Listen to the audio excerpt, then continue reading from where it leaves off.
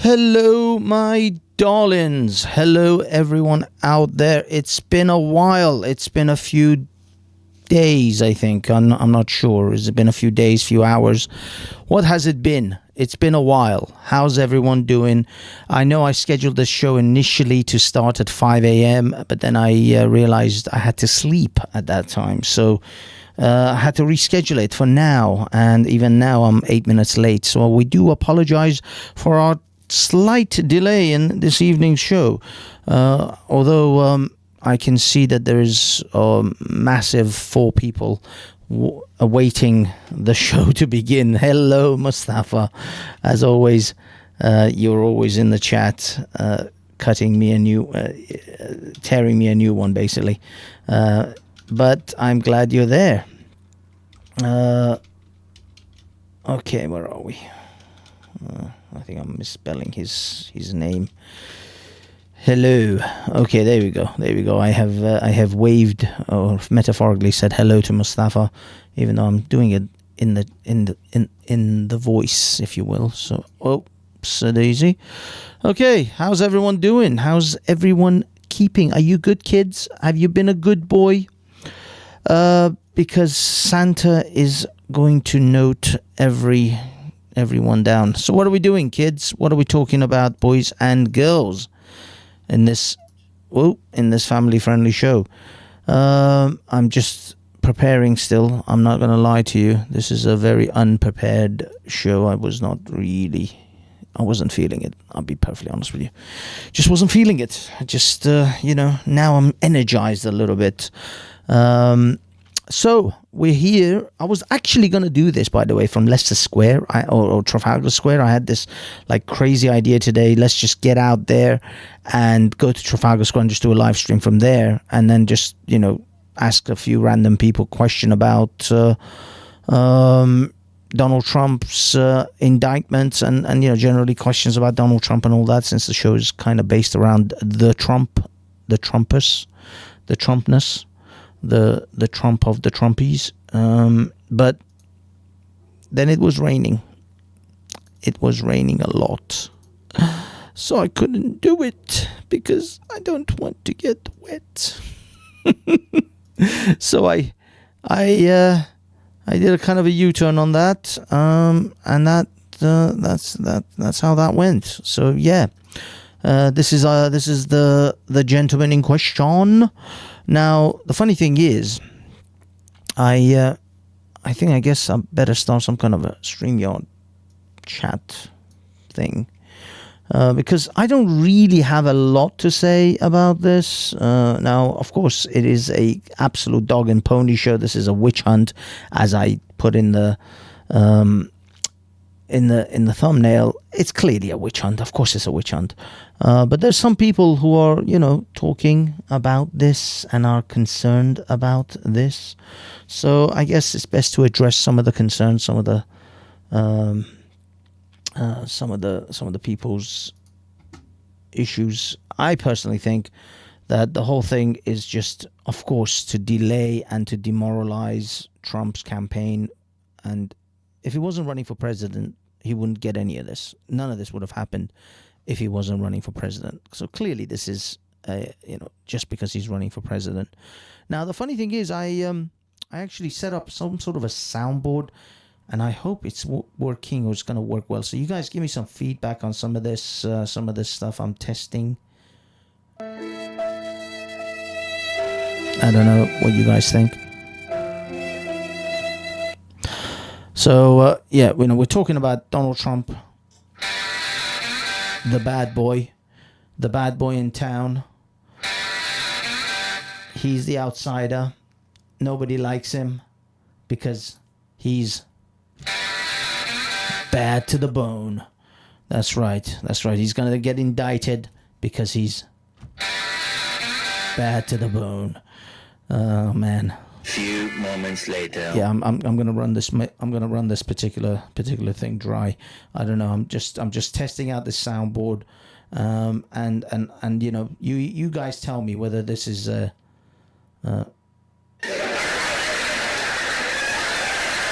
whether this is a winner or it's just Is this too much? Is this too much? Am I just, it's just try hard. I don't know. Oh, fuck's sake. Press something. The problem is this thing has ads in the middle of it, and it's really awkward. Donald Trump being indicted. So anyway, so we're gonna go with this, and if it doesn't work out, I'll just run out. Anyway, we're gonna see if this thing works for us.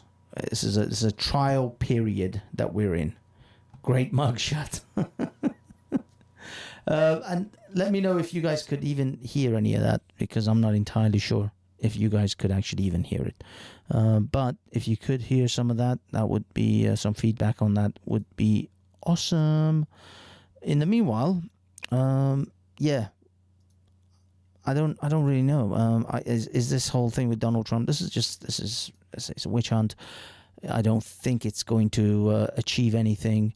They are not really going to stop him from running or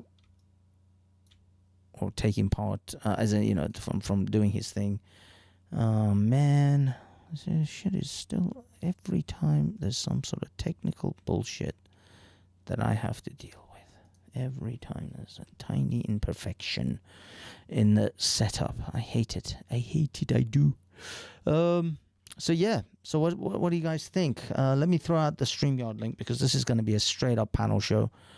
I need other people's opinions. I should have actually gone to the street with this and just put it to the people in the street. But for now, I'm just going to put the link out there. If anybody jumps on, great, because that'll be great. And then we'll just discuss. But if nobody jumps on, then fuck you very much. We will just call it a day, as it is. I don't know. We'll see. We'll see how that unfolds. But for now, here we are. So, what are we talking about? Is this unprecedented? Of course it is. This is absolutely unprecedented. No president of the United States in the history of the United States has ever faced ridiculous charges like these. But my concerns are that how is this going to make America look on the world stage? Because let's be honest, that's all that matters to us foreigners. Us foreigners, I mean, domestically, sure, America is kind of, screwing themselves. Domestically, they may or may not look good, regarding this. But for the rest of us, it's international, because let's be honest, we live in the West. We are somewhat, we've hitched our toe to this particular truck, and we're sort of, I mean, I don't know about the rest of you, whereabouts you guys are, but for me, this is like all or nothing. Britain, I'm kind of like, this is HQ. And I'd rather live in the West than in China or in India or in Iran. Speaking of all of that, of course, we've got the new BRICS thing happening, which actually I wanted to get. Oh, fuck me. I wanted to bring up that, which is a recent announcement. Actually, I saw a video, which I think I saved somewhere. Where is it? There it is. So yeah, that's gonna be an interesting one coming up in the future. What the hell's gonna happen there? Because this is the problem.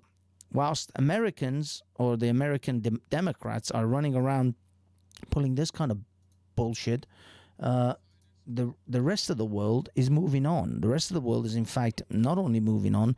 Countries that would potentially are the enemies of, or secret enemies, kind of Cold War enemies of the West and Western hegemony, are making their own, plans. They're making their own strides. They're making their own coalitions.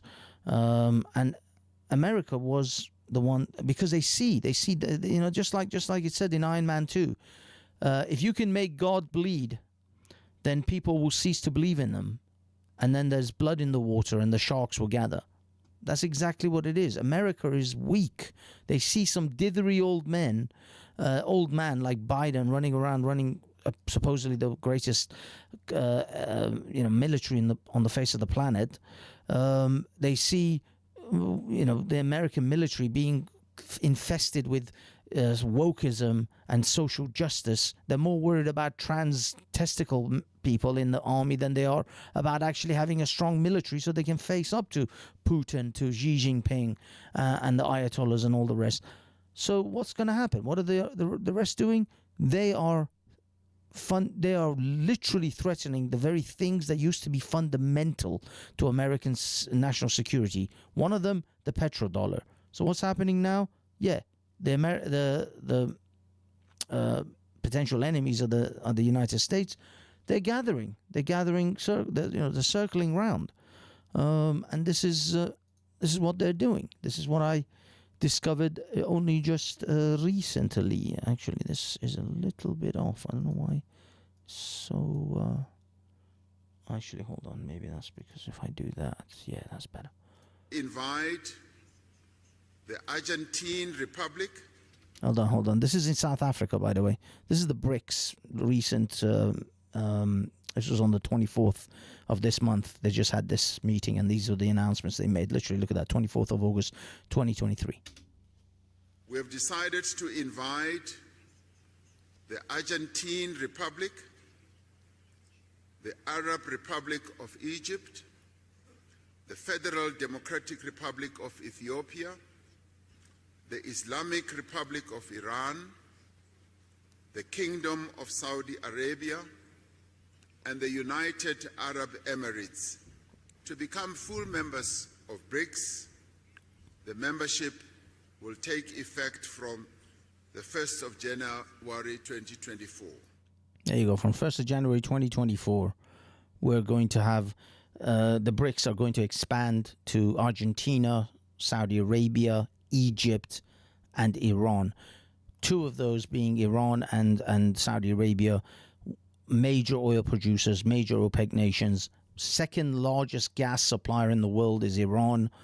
Now, for some of us Iranians who hoped that this Mullah regime would be overthrown and demolished, I don't see that happening. Look at this. Look at the coalition these mullahs are making, the powerful nations that they're coming together. How the hell the Iranians are ever going to overthrow these mullahs, get rid of these mullahs now?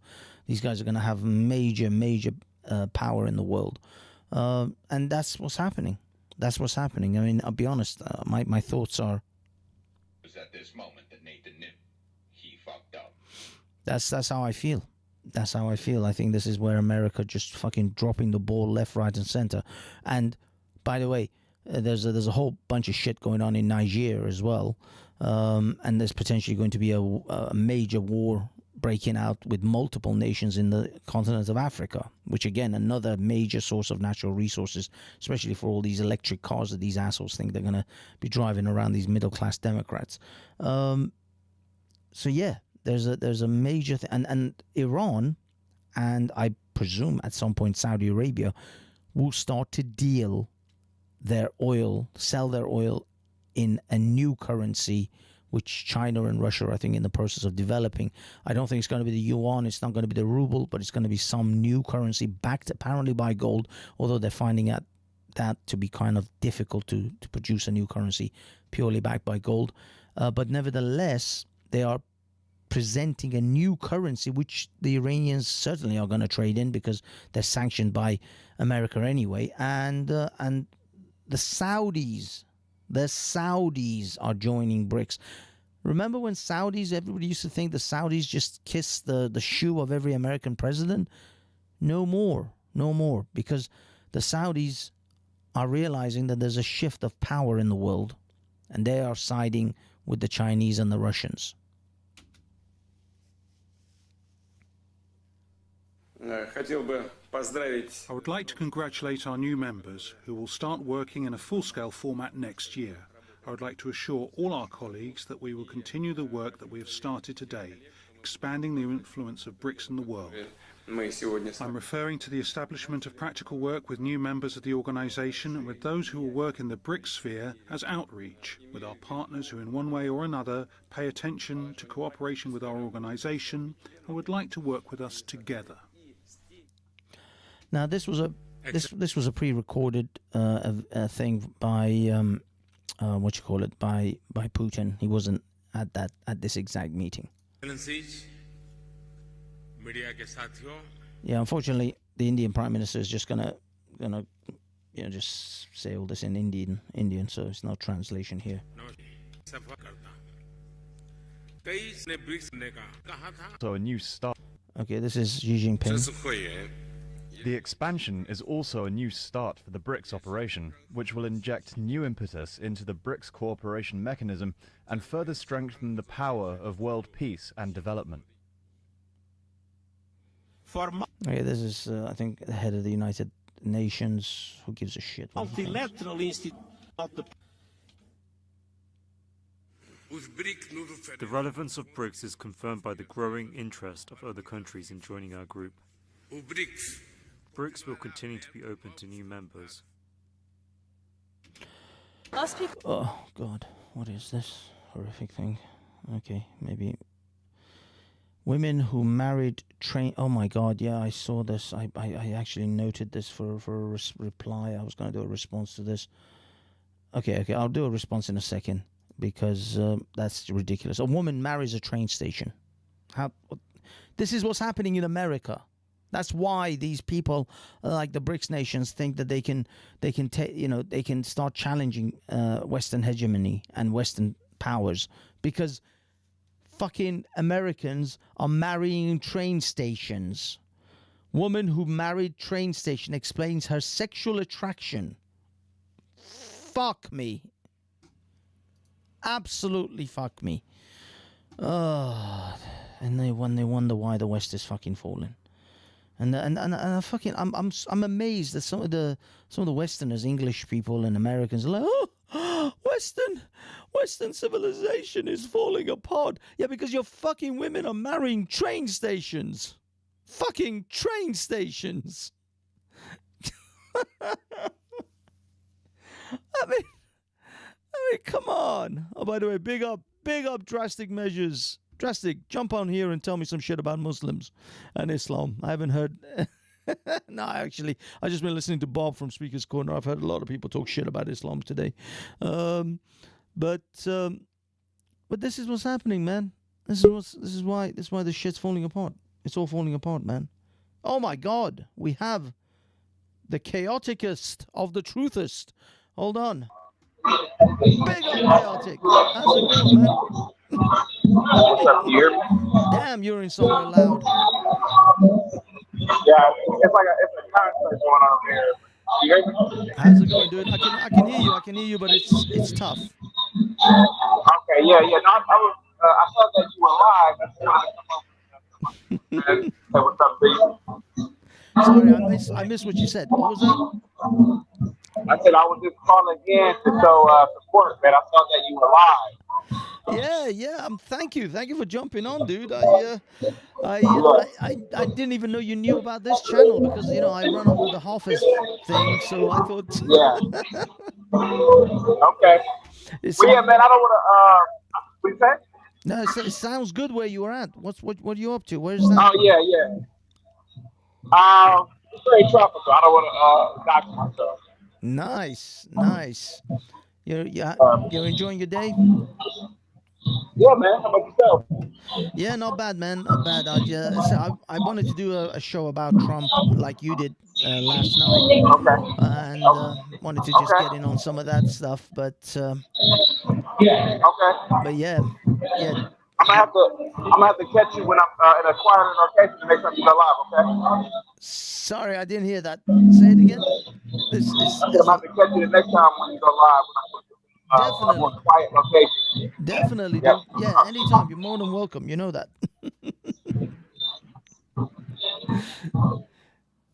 Take care. Okay. That was, by the way, guys, that was Chaotic Truth from the Chaotic Truth channel.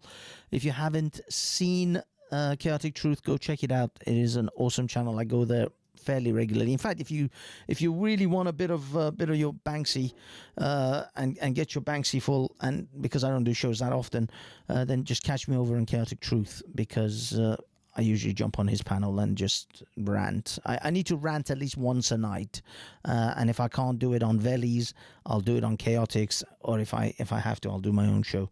But the rant must come out of me. This is my nightly therapy. If I don't do it, bad things happen. It's almost like Bruce Banner and the Hulk. You know, I have to Hulk out every so often, at least once a night, over some stream somewhere. So anyway, we were back to the BRICS, the whole thing with people marrying.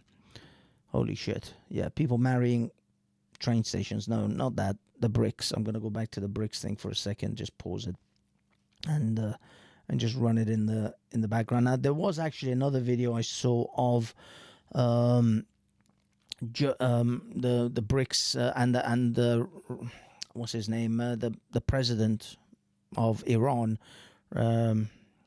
Raisi, talking about how they're excited to join the regime, join the BRICS coalition, and this is a historic time, blah blah blah. But basically, yeah, I mean, I don't know how the Iranian people are going to ever get rid of these bastards if they're gaining so much power and influence around the world, and especially becoming in coalition with these BRICS nations. I just don't see these mullahs leaving anytime soon. Iranians are screwed. It's horrific.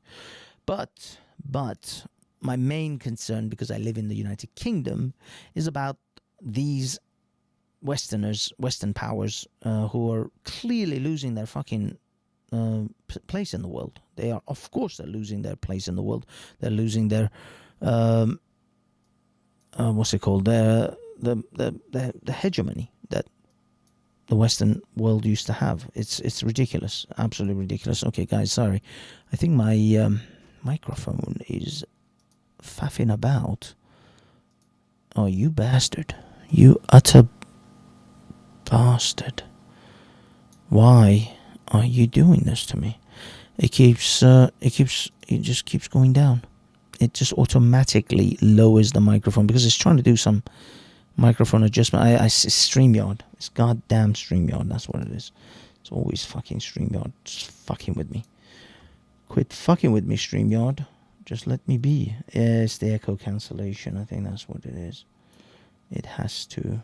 It's trying to reduce the volume so that shit doesn't get crazy. Unfortunately, I need it to be crazy. You utter bastard. Okay, sorry guys. I'm sure all that was exceedingly exciting to you guys. You guys just loved it. That's what I'm hearing. That's what I'm hearing, baby. Okay, let's do the next thing. Now, I'll be perfectly honest with you. I'm not entirely excited about this next article of a woman wanting to marry a train station, but I think you guys, I had to watch this shit, so now you have to watch this shit, because that's how we work. If I suffer, you suffer. Misery loves company. Come on. As the Santa Fe Train Depot, I know her as my friend, my life partner, my wife. She knows her as her friend, her partner, and her wife. It's a goddamn building. This is what's happening. Chaotic, if you're watching this, by the way, this is your shit right here, okay? This is the shit you should be dealing with right now. Somebody should find this woman and just pour some cold water over her, or put her in some serious therapy. Now, don't get me wrong. I'm not saying that this lady is like going to probably like. I mean, I'm sure. Look, they say there's a lid for every pot, and I'm sure this pot, there's a lid out there somewhere. Some man's bound to want to settle down with this. I don't know who. I don't know how. But someone will.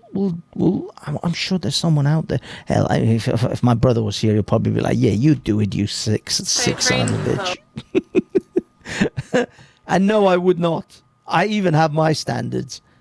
And holy shit, look at that. Look at that. Size of that fucking thing. Baby got back. There's some junk in that fucking trunk. You can find love in the strangest places. It's a fucking building, lady. You can't find love in the strangest places. It's a building. Oh my God. For this Californian woman, it happened to be with a place, a train station. I mean, come on. Come on. This is the West. This is what I mean about Western civilization. It's done. It's done, man. It's over. We're gonna have to start fucking immigrating again.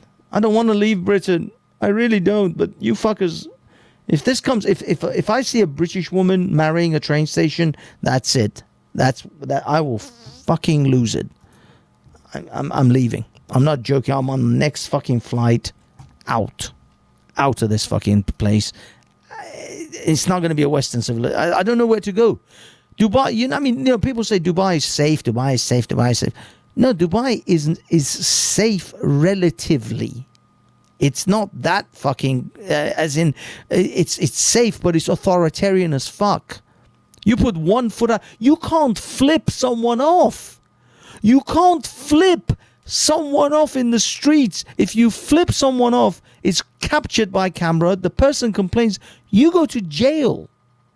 That's what it is in Dubai. You go to jail if you flip someone off. There's no way I could run this show in somewhere like Dubai. I mean, I swear prolifically at everything and everyone. I mean, forget it. Forget it. There's only so much you can do. Now, yeah, sure, people like Tate would fucking love Dubai because they're going to toe the line for them. They're going to attack the West, which is what most of those people will allow. They don't mind you attacking Western civilization or Western societies, but you point out that these degenerate fucks in Dubai who use women as toilets, as porta potties, and trust me, Tate will get shut down real quick. So this is why I don't even think Mr. Tate is going to last too long in somewhere like Dubai. But it is what it is. It is what it is. I'm gonna sort of skip this lady with the train thing because I can't do it.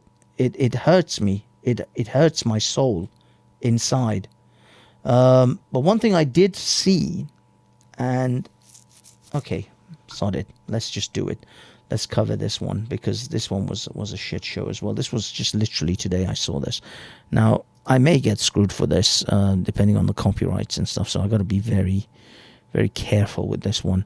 This is from Talk TV, but he covers essentially what is known as the fattest town or city or whatever village in the United Kingdom. Hold on. Let me see.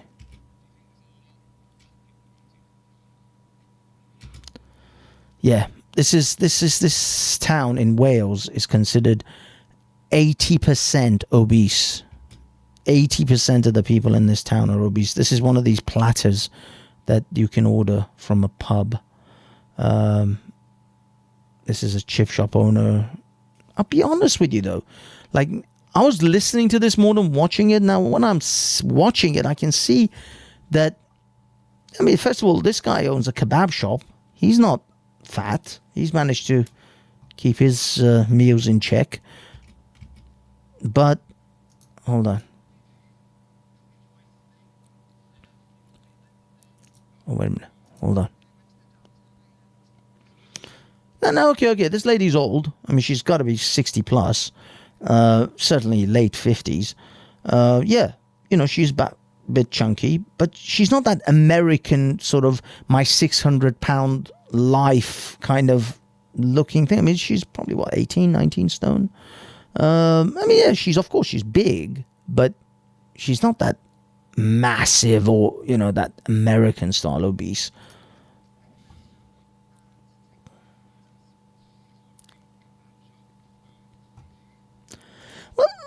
let me hold on a minute. That is healthy. That's grilled chicken. Now, if you eat that, in a reasonable portion, you don't shower it in mayonnaise sauce or whatever. Just have that with some salad or maybe a small pita bread.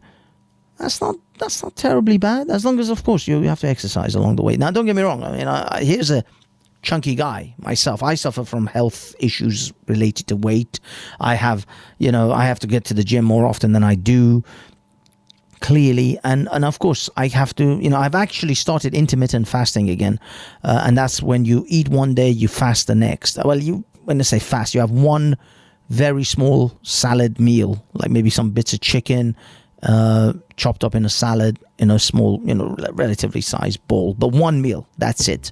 The whole day. You can have, I think, some celery sticks, maybe some carrot sticks, if you really can't, stay away, from food the whole day, but really one meal. Then the next day, don't get me wrong, the next day you can go fucking crazy. You can just shovel down all the burgers you want. The thing, what they found is in the studies, is that once you actually start this intermittent fasting, one day on, one day off, on the days that you can eat, you might go crazy the first couple of times, but eventually you just eat the amount you normally eat. You don't really eat that much more. And so you just, your body starts to metabolize, and then you start to actually get some results from the days that you don't eat. You find yourself being able to, lose a bit of weight, and also you get used to fighting your own hunger temptations, hunger pains. One thing I saw on I think it was an Instagram thing recently, eating 3 times a day is not necessary for a human being. Believe it or not, there's the rule of 3. Even Bear Grylls says it. You can live without oxygen for 3 minutes, which I'll be honest, I don't even think I could survive that. Without water for 3 days, but without food for 3 weeks. You can live up to nearly a month without food, as long as you have water and oxygen. So we don't need to eat every day. Why is this necessity to eat every day, 3 times a day for that matter? This was all constructed, manufactured eating times. People didn't eat like this, historically. People didn't have these 3 meals, 3 squares a day bollocks, breakfast, lunch, and dinner. It wasn't a thing for, most of our human existence. This is a modern day industrialized invention. This was so that workers during that 8-hour work days, they can have distinct breaks, and they'll have a break for like a morning break, then they'll have lunch, and then they'll have maybe an afternoon short 15-minute break. That's all because of work. This is because of industrialization. This isn't how hunters and gatherers eat. They ate when they were hungry. And most of the time, most people actually ate maybe once a day, a full meal. The rest of the time, maybe some fruits or something small. But this eating 3 times a day thing is an industrialized creation. It's a manufactured social construct. It isn't how it's meant to be. Now, if you can actually have intermittent fasting and get yourself used to at least just not eating for 1 day, and then you can eat the next day, you'll be surprised. Now, again, I'm not talking about the Islamic Ramadan style fasting. That's bullshit. That's 1 month a year, and they gorge themselves at night, the worst fucking time to eat a shitload of food. That isn't really it. And most people don't get a lot of benefits from that type of fasting. Fasting 1 day or 2 days and then eating afterwards, and eating proportional amounts of food, not just go crazy. Just generally, you know what I mean, regulating your intake. That's the fasting that I'm talking about. Not this 1 month of the year, go fucking nuts. Don't eat all day and then just go fucking nuts at night. That's just nonsense. That doesn't really work out. I heard she cheated on the train. I'm sorry, guys. I'm not even keeping up with the chat here. Big up. Thank you, God. And drastic measures. It says, I heard she cheated on the train station. Probably she, I wouldn't even put it past it. The train station just wasn't treating her right. He was just the train station was taking her for granted. Oh my god. Talk Trump. I came for the Trump. Romans 6 king. Well, what else can I say about Trump? I've already talked about Trump. I'm sorry, I don't even know when you posted this thing. Maybe you're gone already. Maybe he is still with us. I'm not sure. No, he's still with us, ish.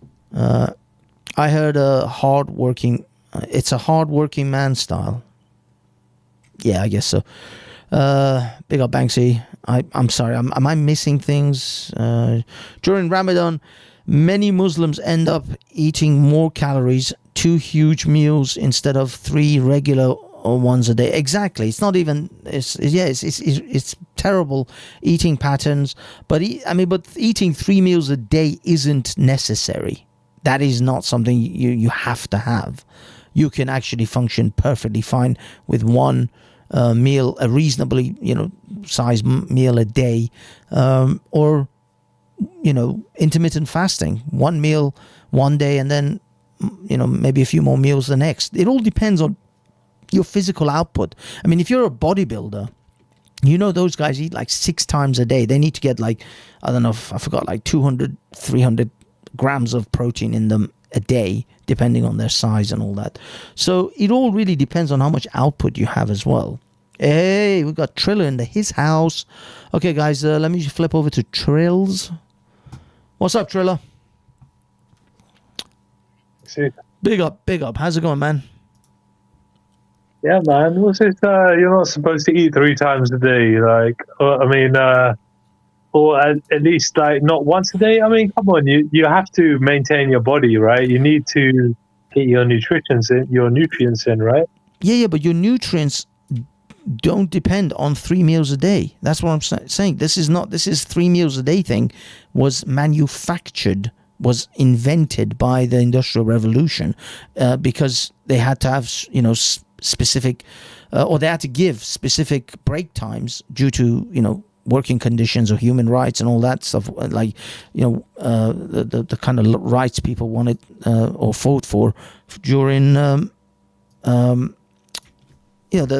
what's it called, the unions. They fought for certain break times, and so lunch became a thing. Breakfast, farmers really only had breakfast. It was farmers were the big people for eating something. But farmers, they don't have breakfast when they first get up. They have they go out and they start farming and they start milking the cows and shit because they get up at sunrise. So they do like 2-3 hours worth of work minimum, and then they come in for breakfast, and then they go back out again.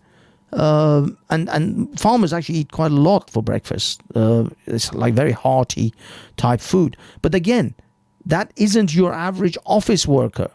Your average office worker doesn't need 3 meals a day. You barely are expending any energy as it is. You can survive well beyond your means with 1 or 2 meals a day at best. You don't need 3 meals a day for someone who barely moves.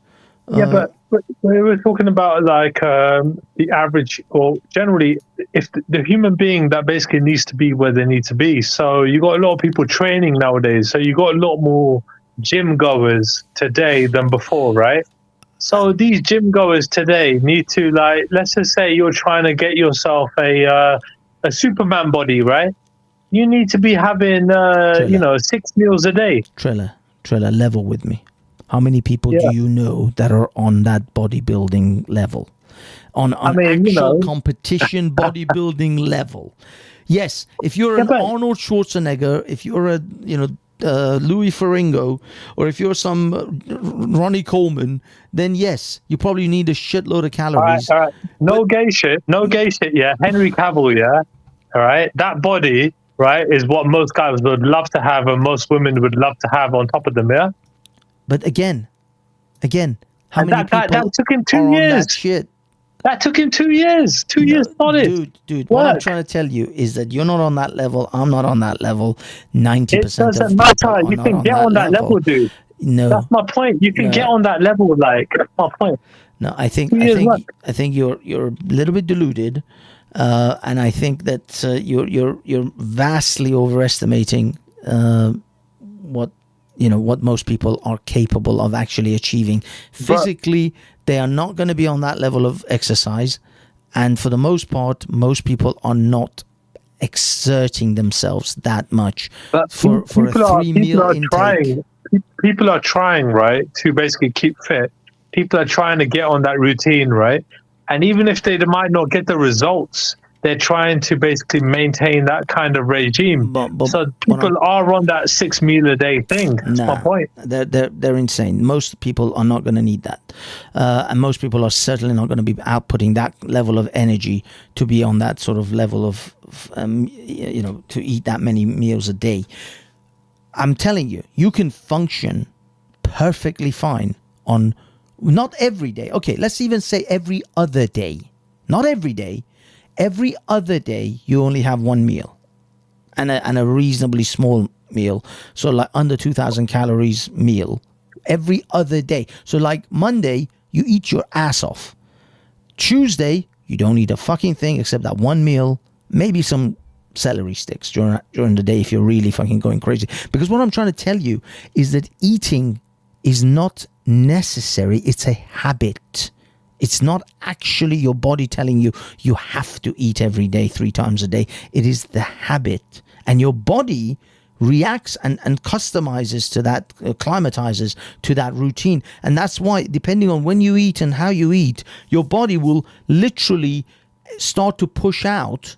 When your body is expecting food to come in, it starts to empty the bowel. It starts to push the food from your lower intestine into the larger intestine, and clears the stomach to actually make room for the meal that it's expecting to come in. And your body actually starts to give you hunger pains around the time that it expects you to be eating more, or to be eating. So if it's 12 o'clock in the afternoon, you get hunger pains around 11:30.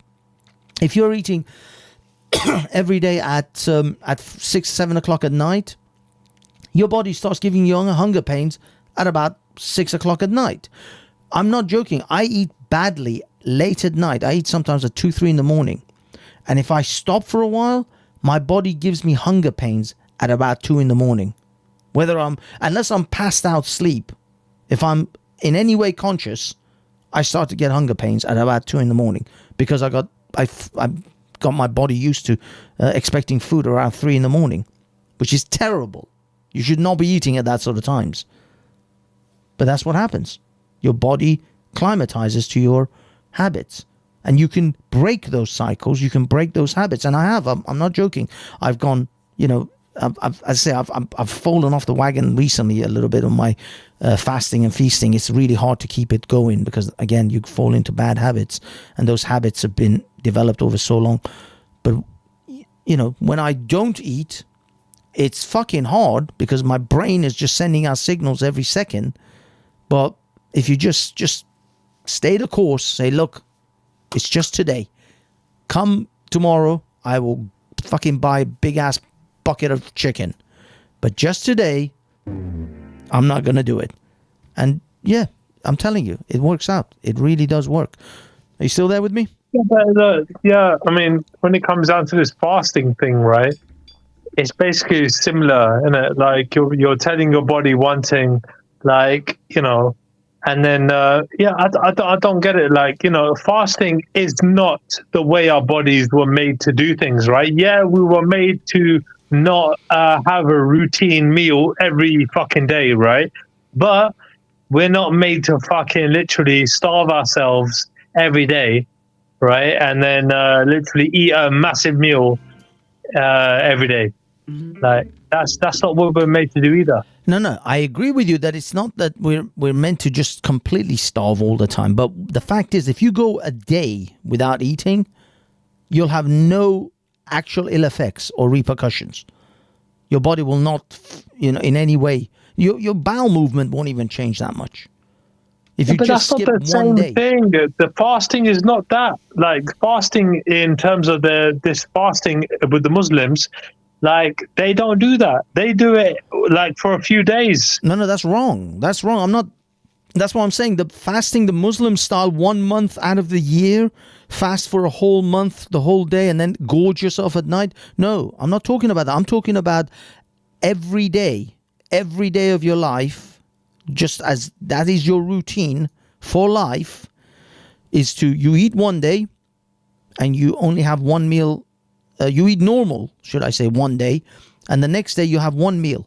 Try it. I'm not joking. Try it for a week. Yeah, dude, I can agree with you, right? When it comes down to just refraining for a little while, but not fucking every day for a month. I can't agree with that. No, but that's exactly it. That's why I don't agree with the fasting of the Muslims for a whole month. I'm talking about every day of your life, 7 days a week, 1 day on, 1 day off, 1 day on, 1 day off. So you only have a meal of, you have 3 meals, let's say, a day on a Monday, and then on the Tuesday you only have the 1 meal and a small one at that, and so on. What I'm telling you is there's a research, there's a study, there's a whole videos and everything on it on YouTube about this intermittent fasting, and what they found is that you lose weight, you gain all the benefits of having a reasonably well-controlled diet, but you can, on the days you can eat, you can literally go to Burger King and stuff your face. But what they found is over time, people don't stuff their faces anymore on those days that they can eat. They just eat normal. They just eat the normal foods that they normally eat, like 3 meals or whatever. It's just on the day that you have to fast, is you have to keep yourself from breaking that habit. It's not easy. It's not easy. I'm not going to lie to you. The first month, your brain is your enemy. It's your greatest enemy. But what I can tell you is that eating 3 times a day is not natural. It is taught. It is a social construct. It is a learned behavior. Eating is learned. It's not, just something that you would normally just do. It's something that is coached. We don't have to eat. As I said, your body can survive on average 3 weeks without any food, just water. So you don't actually, as I said, your body doesn't require everyday meals. But either way, it's neither here or there. I mean, this thing could go on forever because we're not, I'm not giving nutritional advice here, and I'm not a doctor. So if you are going to take on any kind of dietary habits or exercise regimes, consult your doctor. Nobody's giving medical advice here, so don't come and sue my ass. But yeah, it's just 2 fat bastards telling you what to do. But the studies are out there. There's studies on intermittent fasting. How much you weigh now, Banksy? Banksy, how much you weigh? Out of curiosity. Last I weighed myself a few days back. It was 202 pounds. How much is that in kg? That is about, I don't know now. I forgot how much. Fucking American. Fucking hell. Well, I do it in pounds because it's more accurate, and I can keep track of it a little bit easier. But hold on. It's about 90 something. I still think you'll squash me, but yeah. How much is that in kg? It's 91 kilogram. You weigh 91 kg? Yeah, man, 91.6. That's it. Fucking hell, I weigh more than you. I weigh 98 kg. Because you're a fat fuck. That is true, Banksy. That is true. Fucking hell. Yeah. No, I mean, I still have a belly. The problem is I still have all my other parts have fucking shrunk, and I have to build my arms back up again. My legs are shrunk. I've got no ass. Like, ass is gone. So I got to build all that up. But the belly's still fucking there. This gut is so fucking hard to get rid of this goddamn gut. I'm on a fucking little bit of a breakup hangover right now, so I'm about to literally go to the shop. Yeah, bear with me. All right, and join with me in my fucking binge. All right, all right. I'll let you carry on. I'll be back in 5 minutes. All right. No worries, my man. No worries. Anyone else who wants to jump on the panel? You guys got the link in the pinned comment at the top, and I'm going to post it in the chat one more time. Anyone else who feels like jumping on and having a chat? Triller, you're going to stay on the panel, but you're just going to run off to the shop and back, right? Yeah, it's like cool. I'll be 5 minutes, 10 minutes. No worries, man. No worries. You know Just what stay on happened the yesterday? panel. You know what happened yesterday? I literally I bought a wine bottle from the shop here, and as I went to the counter to pay for it, the bottom of the wine bottle hit the counter and it just poured out everywhere. I was like, for fuck's sake. All over the shop's chocolates. I was like, for fuck's sake. Bloody hell, man. Oh, it's hilarious. Anyway, I'll be back. Round two. He fucked up. Oh, man. Damn. All right, dude. Come back soon. But yeah, anyone else who wants to have a chit chat, you can do so by jumping on the panel. I am going to get back to the fattest place in the UK video for a bit more. Twice a day. I have seen 3 times a day. You know. Yeah, okay. I mean, for copyright reasons, I'm not gonna play the whole thing. The Welsh Valleys, famous for. There you go. This is a town that was obviously like a mining town and then an ironworks town. Amazing, beautiful place. I mean, this is the messed up thing. These people live in like these beautiful country areas where they could run through the hills and just, you know, be outdoors. But no, instead, clearly they're just... Look, that is not... I mean, okay, that's a lot of meat. Don't get me wrong. That is a lot of meat. But it's meat. It's grilled meat. It's not fried. This is bloody healthy stuff. Of course... If you eat that entire plate, then it's a bit too much. But you can, but I'll tell you this, you can eat that entire plate, but as long as you don't eat the next day, you're still good. But if you eat that entire plate every day, then yeah, of course, 2-3 times a day, of course, that is a shitload of meat. There's a lot of meat, but that looks good, man. I'm not going to deny it. I'm fucking feeling hungry now. Okay, keep going.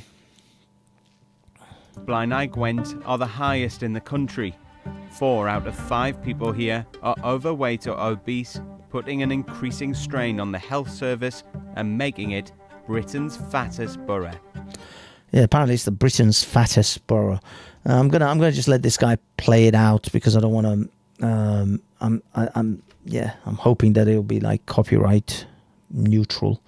It's Talk TV, so I don't know how these guys are gonna actually go about it. Yeah, it's a show called Real Britain, whatever. There was some other area. Yeah. A BMI between 30 and 40 means you're obese, and 40 plus, morbidly obese. In Blaenau Gwent, figures from NHS Prescription Service Now patients suggest almost 80% of the population here are obese. Damn. 30% or 80% or overweight or obese. And I mean, okay, this guy's a big guy, but again, I was expecting, I'll be perfectly honest, I was listening to this more than I was watching it, and I honestly thought these guys were like proper 600-pound level, like 40 stone kind of guys. I mean, this guy's maybe 20 stone, but he's not American fat. You know what I mean? There's fat, and I think there's American fat. Yeah, he's a big lad. He definitely is a big guy, huge gut. But there's something to be said about American level fat. I've seen some of these 600-pound guys that will blow your fucking socks off. Let me actually see if I can locate some of these.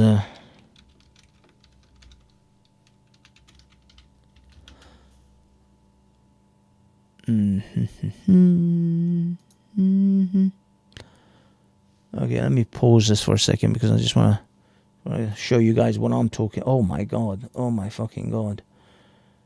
This is what I'm talking about. I expected to see this shit. I honestly thought I expected to see this level of shit. Holy fucking lord! How is that a thing? Fuck me! What the fuck is that? Is that his thigh? Or his stomach? Fucking hell. Fucking hell. This is what I'm talking about. This is why I was like, I'm looking at, I was thinking this shit, this level of shit. But clearly clearly we're not, we're not at that state. Oh, fuck you. Fuck you. I mean, how do you not know that this didn't just creep up on you? You didn't just wake up and this was you're just like, what the fuck? I mean, this is a gradual process. At some point, you must have recognized this is getting out of hand. I have to fucking stop this. I mean, fuck it. He's got an ass on his front. I mean, come on. This didn't just fucking sneak up on you.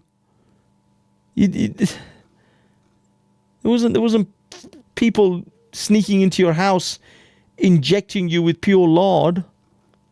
Fuck me. Look at the size of the... Holy shit, man. That's what I was expecting. I was expecting this kind of shit. And it's amazing how much strength they must have in them legs to be able to fucking stand up. But this guy isn't really all that. He's not... I mean, look at this. He's considered practically thin. He's only got like at least one chin. Maybe... No, he's got two. Definitely two. But just two. These people don't even have necks. Oh yeah, I mean, this is a chip shop. Fucking hell. My mum ran a chip shop for years. I know this particular zone very well. Barrels of chips, potatoes. Yeah. Dude runs a chip shop. What's so fucking dramatic about that? Burgers and southern fried. We owe about £16,000 on electric and about £8,000 on gas, if not more. I've had to put myself into an IVA. Yeah, I guess you're not selling much. To trying to get out. Maybe you should diversify to burgers and southern fried chicken. It looks like they're doing all right. Gwent was once a pillar of the Industrial Revolution. Yeah. They go into like this place was all Industrial Revolution. It was gas, iron mills, and coal and this and that. Yeah. Fine. So what? That did not force. The fucked up thing is there is no more. Yeah, those sort of ironworks or whatever. But so what? You're not getting black lung either when you're going down a coal mine or working in some iron steel mill and coming home covered in shit. So that still doesn't mean that you have to sit and gorge food all day.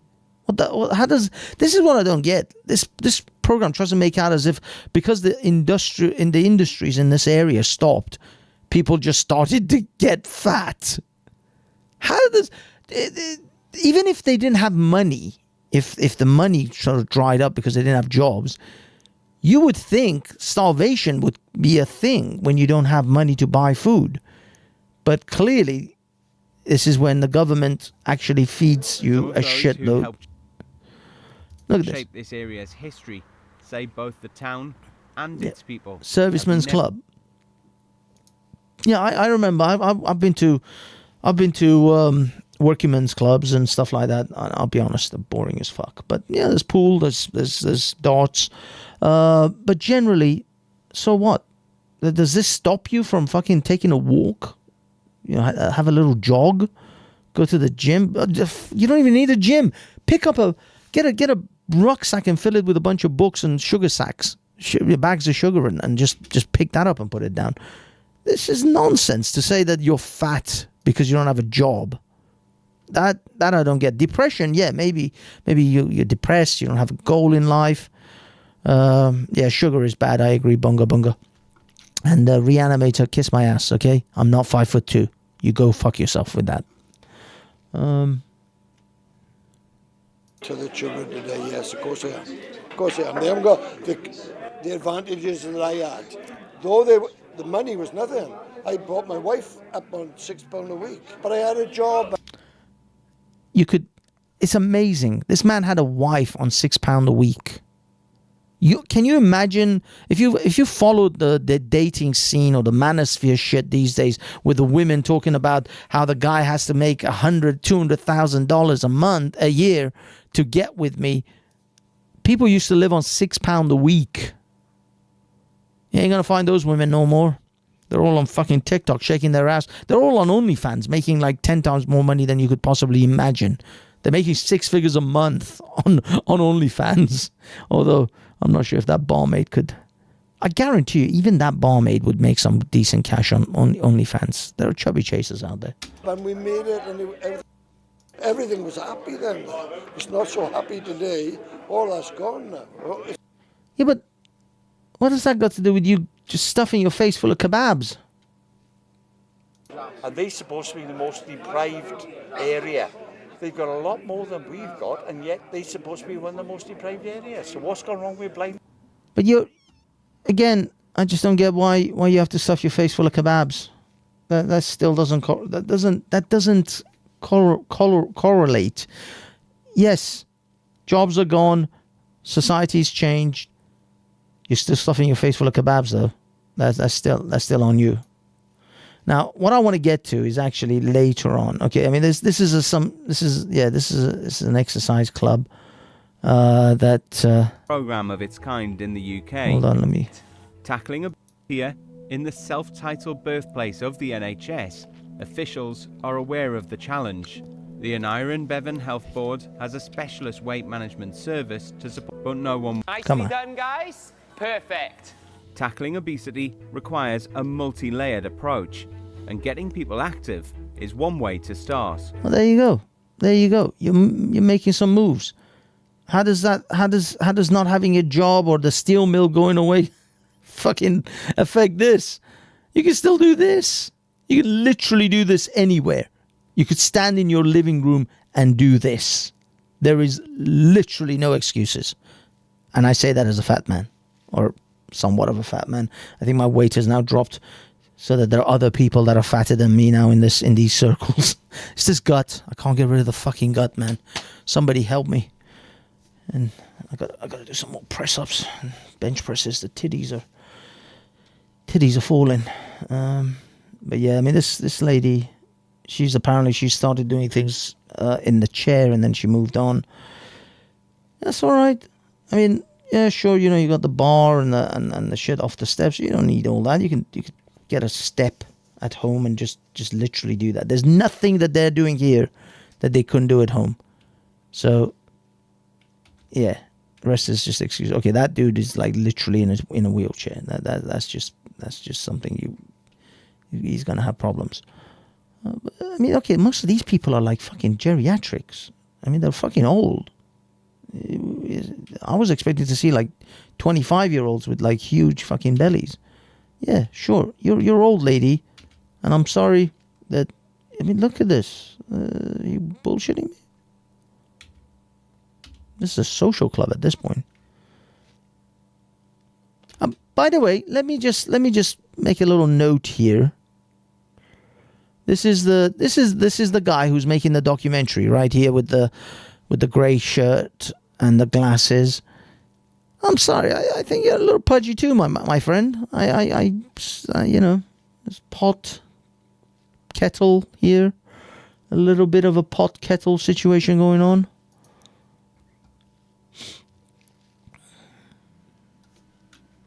And the dude came to an exercise class with, like, what the fuck is he wearing? Jeans, shirt, clearly too fucking small for him. Like, lifts his arm, those side handlebars fucking pop out. Damn. I'm sorry, I'm critiquing that man's outfit way too much, I know. But I can't help it. It looks... I mean, okay, this guy is fairly healthy. Sweat is fat, crying. I'm not gonna lie to you. That this area looks a little bit inbred. I mean, it is Wales. These are not the prettiest people in the world, are they? I'm sorry. I know I'm being a bit of a bitch. It is a bit of a bitch, but they're not pretty. Not the most attractive. I don't think they'll make it on the Kardashians. All right. Okay, keep moving. Fuck me, this thing is so... God damn.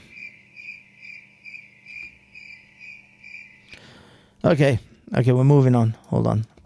Let me put a bit of sound on. Here we go. So I hope you're hungry.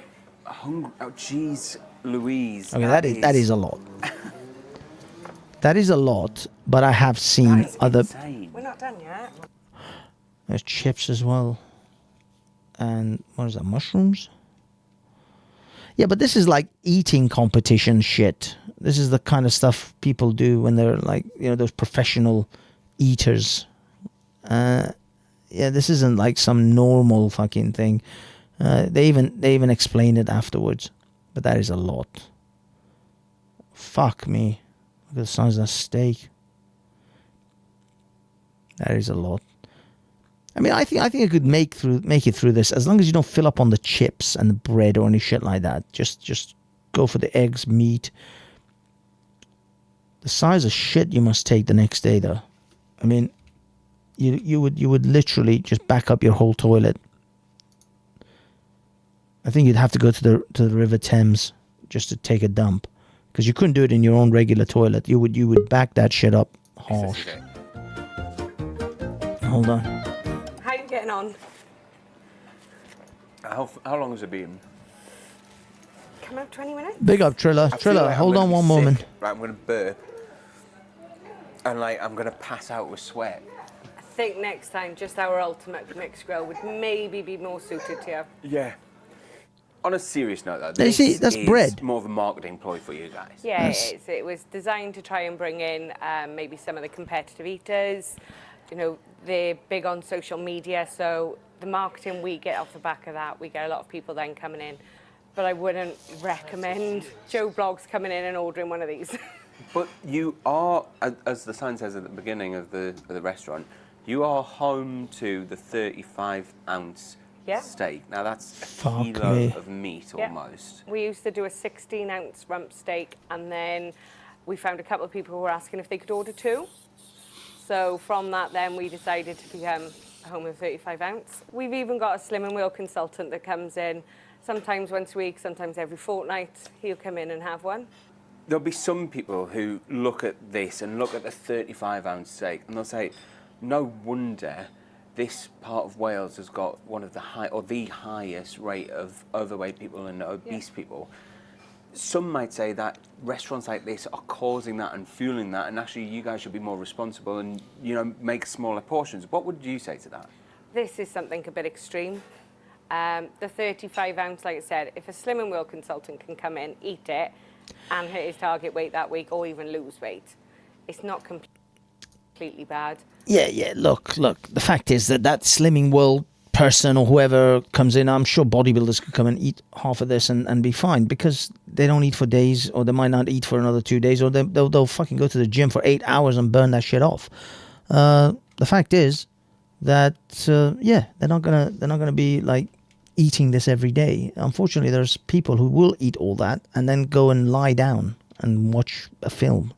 Okay, guys, you're right. This is kind of meant to be a Trump-heavy show, although I kind of blew my load on that at the beginning of the show, so that's probably why we're not really talking about Trump anymore. But I am happy to divert the conversation back to Trump. Triller, are you with me, my good sir?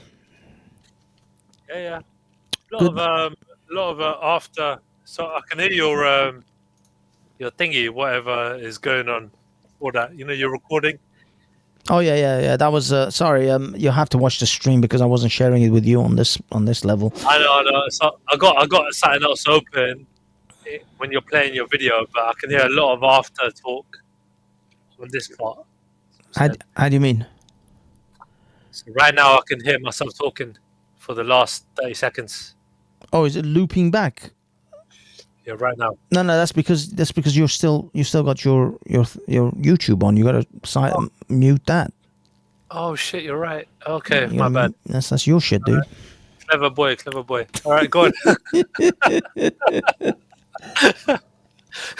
Holy shit.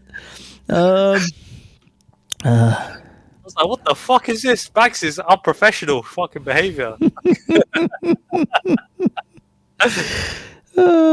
Oh man, I should have.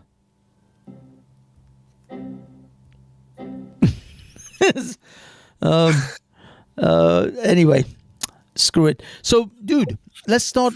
Before we go into this weight loss thing, give me your thoughts on the Trump indictment and the mugshot in Georgia. What are your thoughts there?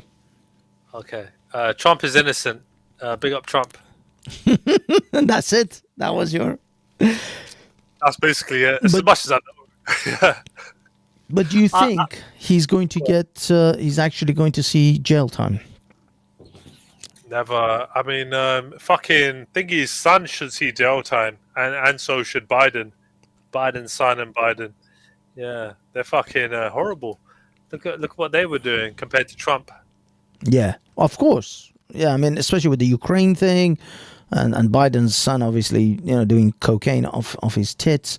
Yeah, you're right. You're right. I agree with you that I mean, those guys are the ones who should be seeing much more jail time. But the thing is, now I've watched this clip. Let me see if I can actually share this with you, so that you can see it as well. Let me see. Can I share this shit the way I want to share this shit?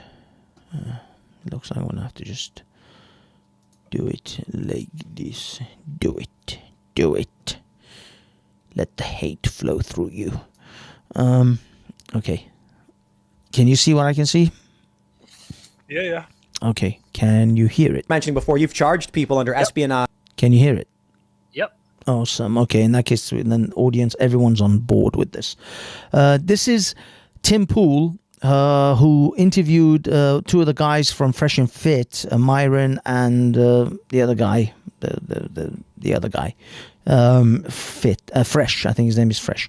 Anyway, the thing is with Myron, who's part of the Fresh and Fit team, he used to work for the FBI, so he has a lot of insight about these types of procedures and what goes on the inside. And I think there's a couple of segments which I want to get to, which are really prevalent about the case with Trump, because Trump is facing about 3 or 4 different charges, indictments. One is the Georgia one, which is a state indictment, so that's a state level. Then he's facing another one in New York, which is again a New York state level, which they consider those to be completely bogus and bullshit and are most likely going to be thrown out. But then he's also facing a couple of federal charges, which are the ones that the FBI, when they raided his Mar-a-Lago estate and took those documents, which they were supposed to be, like he supposedly took classified documents with him.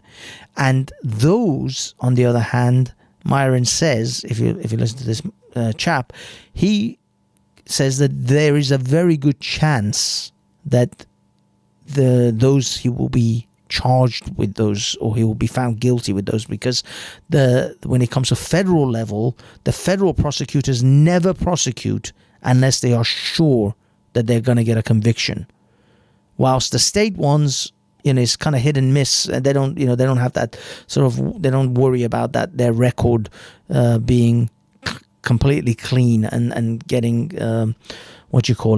prosecutions, convictions all the time. So he is more worried about the federal charges than the state ones. You've got experience in law enforcement. Yes. What do you think about? So there's a bunch of different charges, and there's New York, there's Florida, federal jurisdiction. I can run through them real quick. Yeah, tell me what you think. So first, he got indicted out in New York for the falsifying business record stuff, right? Which that typically is a BS misdemeanor, but they're trying to get him on the felony version of it. Which, whatever, Alvin Bragg has a hard-on against Trump. I think he campaigned, if I'm not mistaken, as DA, saying, I'm going to go after Trump, right? Then you got the classified documents case out of Mar-a-Lago, which, the FBI, if you guys know, they did the search warrant at the place, etc. He didn't return some records. They searched the place, found a bunch of documents, and they went ahead and charged him with that, right? And then now you got the D.C. stuff with the January 6th, which they're saying that he used his political power to try to stop the election and, etc. And then Georgia pretty much hit him with the same exact situation, but with Georgia statutes, and they did it under the Racketeering Act of Georgia, right? It's a state case. So he has 2 state cases, one in New York, one in Georgia, and then 2 federal ones, one out of the Southern District of Florida, and then another one out of the District of Columbia, out of D.C. So that's the overall cases. But sorry, you had something, Tim? No. Yeah, but that's the general overall. The general question of what What do you think? Documents case. And the reason why, because I actually did take is the Georgia ones I think are. What concerns me is the classified documents case, and the reason why, because I actually did take case on this. I think it's 18 USC 793E. Someone could check that if they want on the law. If I'm right. Say it one more time. 18 USC 793E, I believe, is the statute. Which is going to gathering, transmitting, or losing defense information. Bam, there you go. So that's what they're getting Trump on. That's what they're going after him for, right? And that's one of the statutes. And that's those are the same charges that Robert Hansen, they famously went after him for, the corrupt FBI agent that sold secrets to the Russians back, about 20 years ago now. He actually just died in prison a couple months ago. But my thing is with the Espionage Act, it's fairly clear cut. Hey, this is national defense information or it's classified. You have it. You're not supposed to have it. And the thing that worries me is that the prosecution have him on recording saying, when he was doing an interview over a book or something like that. But they have him they have it in the discovery. Hey, when I was president, I could have declassified this. This is, secret stuff, blah, blah. That doesn't prove the documents. That is not evidence he had classified documents. Well, they have the witness saying that they saw the documents. They know what the documents are. So a witness actually said that I didn't know that. I know that they claimed that they had the superseding indictment that got him on the Iran documents, and they said that he had classified documents. Yeah. But I don't think the audio proves that. The audio, who knows what he was talking about? Well, what the audio proves, if a witness says what the audio proves is this, because one of his biggest offenses was, and I just want to put this out there. I like Trump. I'm going to vote for Trump. I'm putting that out there.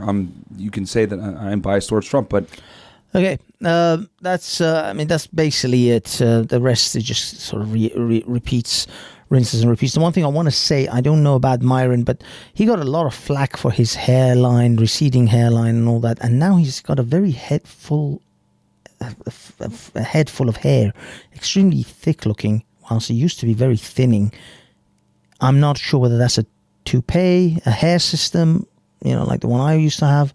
Pretty sure he might have back from Turkey. Yeah, that's what strikes me, because it looks a bit weirdly unnatural as well.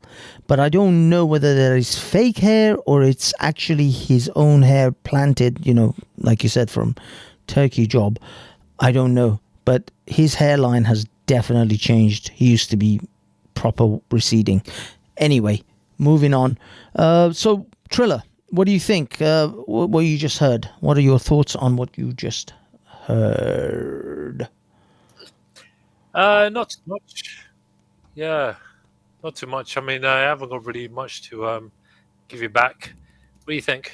Well, I mean, for me, I think since Myron used to work behind the scenes, he used to work actually for the FBI. I think he is definitely worried about the federal charges, especially because they want to try and basically I didn't play the whole thing. You guys can go to Tim Pool and find the whole video. It's like 25 minutes long. But the fact is that this particular charge, it's they can have him done as a spy, someone who wanted to give effectively. The charge they want to pin him with is a spy. He's a double agent or working for another country or trying to give secret classified documents to another country. That's what they really want to pin him on, and that could effectively have a prison charge, and also not only a potential prison charge, but actually the more important thing. They want him on a charge that will disqualify him from running for president. That's what they actually want to pin him on. But see, before you go further, I mean, it was people that I really, really and truly appreciated in terms of like knowing the legislation, the law, this and that, about what kind of fucking shit it would be about, when it come down to like, oh, this is the spy law, this is what it exactly is, and it infringes and this and that. Whereas nowadays it's so kind of like, especially online, it's so kind of like, just walked over. People don't really give a shit anymore. God, a spy? Who gives a shit? No, that's not the thing. It's not the point of whether people care or not. It's that if they convict him on one of these charges, he will be it will become illegible. He will no longer be able to run for presidency. It will make him illegible. Fuck my brain. Yeah, basically he can't run for president. So that's the problem, is that if they actually get him on this, it's not his opinion polls, ever since these indictments came in, his opinion polls have gone up. He's become more popular since then, and the chances of him actually winning the Republican nomination is almost certain right now. How fucking stupid is it? Okay, the former American fucking president of the United States, we're gonna make him into a spy so he doesn't get reelected. The fuck? Yeah, but that's what I mean. That's the ridiculousness of it. But they want to make him invalid to run for president. That's all they're after right now. The Democrats are desperate. Ineligible. There you go. Thank you, Sweeney. Ineligible. I just couldn't get the words in my brain. It just would not compute. Yeah, but that's what they want. They want to make him ineligible from running for president. They couldn't care less. None of these would happen to Trump if he wasn't planning to run for president. He would, if he just went back and lived his life as a billionaire and carried on with his Trump businesses or whatever. Yeah, you don't have to do it. He's doing it because, out of his good heart. You know what I mean? He's doing it because it's the right thing to do. But all of these charges are because of that. To do it. This is a political hatchet job. This is a political hit job on effectively. I mean, the thing from my perspective, because did you see the segment I played about the BRICS nations and how they've introduced 6 new members, or they've invited 6 new members to the BRICS? No. Okay, you didn't see that. Okay. What's the BRICS? Oh shit, man, dude! When did you come out of your last cave? Okay. BRICS. Hold on. The BRICS nations are a coalition of countries. It's the coalition of Brazil, Russia, India, China, and South Africa. And they constitute the BRICS nations. It spells BRICS. That's the BRICS nations. Yeah, now the BRICS. I've heard of it. I know what you're saying. Okay. The BRICS nations are effectively have invited 6 new members to them, to their coalition, and those members are Argentina. Let me see if I got the right ones. Anyway, I may be missing 1 or 2 in time. I'm not 100% sure, but it's Argentina, Egypt, Saudi Arabia, Iran, and I believe there's 2 other nations as well, but I can't remember them now. But I played the video earlier on, so you can just rewind and watch that, and it will tell you. And they were holding a summit in South Africa, Johannesburg, where they announced the invitation to these new nations that they're inviting. Saudi Arabia and Iran are most definitely going to join. Most definitely Egypt is as well, unless the West interferes with Egypt's politics, because Egypt is a very strategically important nation when it comes to Israel. So when it comes to Israel, Egypt is a sensitive country because they're on the doorstep of Israel, and Israel has certain treaties with them, certain negotiations. Egypt are literally they're in the middle ground between the East and the West. They got those kind of they're on good terms with everybody. You know what I mean? Semi. I mean, they're not really great fans of Israel. I'll be honest with you. I mean, this is just a political wrangling. They're not fans of Israel, but they can't look too. They're a Muslim country. They can't look too popular. That as well. But it's not just that. It's just that they're not historically. I mean, they had the war, the 6-day war, whatever, with Israel. They had huge problems over the borders, in which Israel they were funneling weapons to the Palestinian and PLO and stuff. So anyway, there's historical issues between Israel and Egypt, but Egypt is strategically critical to Israel's security. They can't allow them to become so powerful that they could then challenge anything to do, with Israel, and be backed by countries like China and Russia. Because But you say so powerful, they already are more powerful than Egypt are.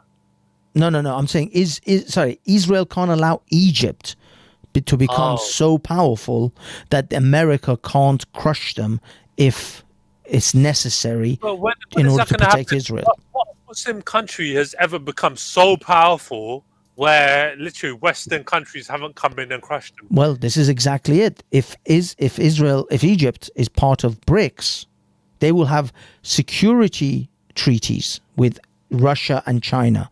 So effectively, if someone like America tries to take down Egypt or invade them or do some kind of fuckeries, they're going to call upon their allies in the BRICS.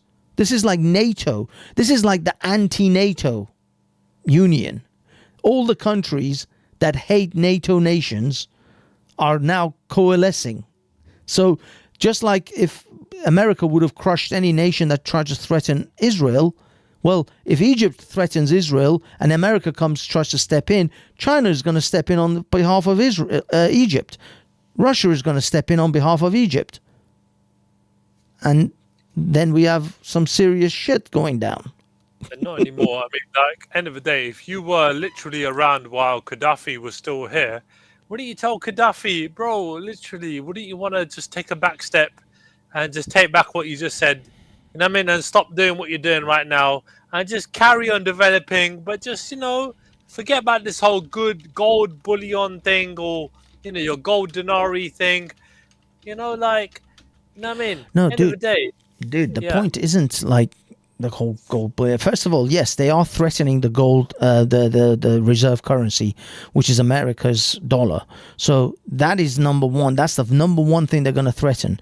That's why they're bringing on board Saudi Arabia and Iran, one of the world's biggest, oil producers. I think Iran is something like the third largest oil producers in the world. Something like that. I forgot exactly, but they're in the top 5 anyway. And they're going to start setting up exchanges to sell their commodities. Iran is the second largest gas producer in the world. So they're going to start selling these commodities in a currency other than the dollar, which is considered the world reserve currency. This is directly challenging American hegemony, American dominance in the world. And America, by the way, if you read the book, the Confessions of an Economic Hitman, the guy in there says America considers the petrodollar as American national security. That means any nation that threatens the petrodollar, they would go to war to destroy them, to make sure that they don't sell their commodity, their natural resource in any other currency than the dollar. But now... Ni hao, man. Ni hao. Sorry? Ni hao, bro. Ni hao. Ni hao. China. But what I mean is, that is what's happening now. That is what they're doing, where they are now directly challenging America's dominance in the world when it comes to the petrodollar. And that's a historical thing, dude. You don't realize, since the Second World War, the petrodollar has been... Dude, this was what happened in 2001 with fucking Iraq. This was all over fucking Saudi, fucking the petrodollar. Yeah, because what you call it, that bastard wanted to fucking trade in a different currency. He wanted to trade in the euro, I think it was, yeah. Yeah, and Saddam Hussein set up an exchange in euros, yeah. Right, exactly, and basically that would have crippled the American economy at the time, and the American economy were like, "Fuck off, we're not having that." And what they do? Throw out the guns. Simple as that. Oh, sorry. Yeah, no. The fact is, yes, you're right that Saddam Hussein threatened the petrodollar and they crushed him. But imagine if Iraq was part of BRICS, just like Iran is joining, just like Saudi Arabia is. Now, what is America going to do? Are they going to invade Saudi Arabia? Not in a million years. Are they going to invade Iran? Not in a million years. In fact, Iran's best hope for protection is this BRICS situation, because they don't allow them to create a nuclear weapon, because America was constantly threatening to invade them, and they started assassinating their scientists in Iran. I've got reports where people said they killed one of the scientists outside his kid's school. He pulled up to try to to pick up his kids from school. They stuck a magnetic bomb next to his car, and a couple of guys on motorbikes drove off. The car blew up. So Dude, it's not even that. Have you seen what Saudi Arabia literally have been doing? Like literally with their football league and everything else. Yeah, they have been disassociating themselves from what was formerly to be associated with Saudi Arabia. They are literally now the new fucking German club. This is where you go for all the raves, and this is where you want to go if you want to have, if you want to go out raving. It's mad. Saudi Arabia, welcome.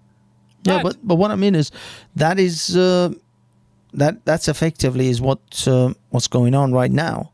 Is the whole they're trying to literally make the public see that they're trying to get the public opinion on their side. That's what they're trying to do.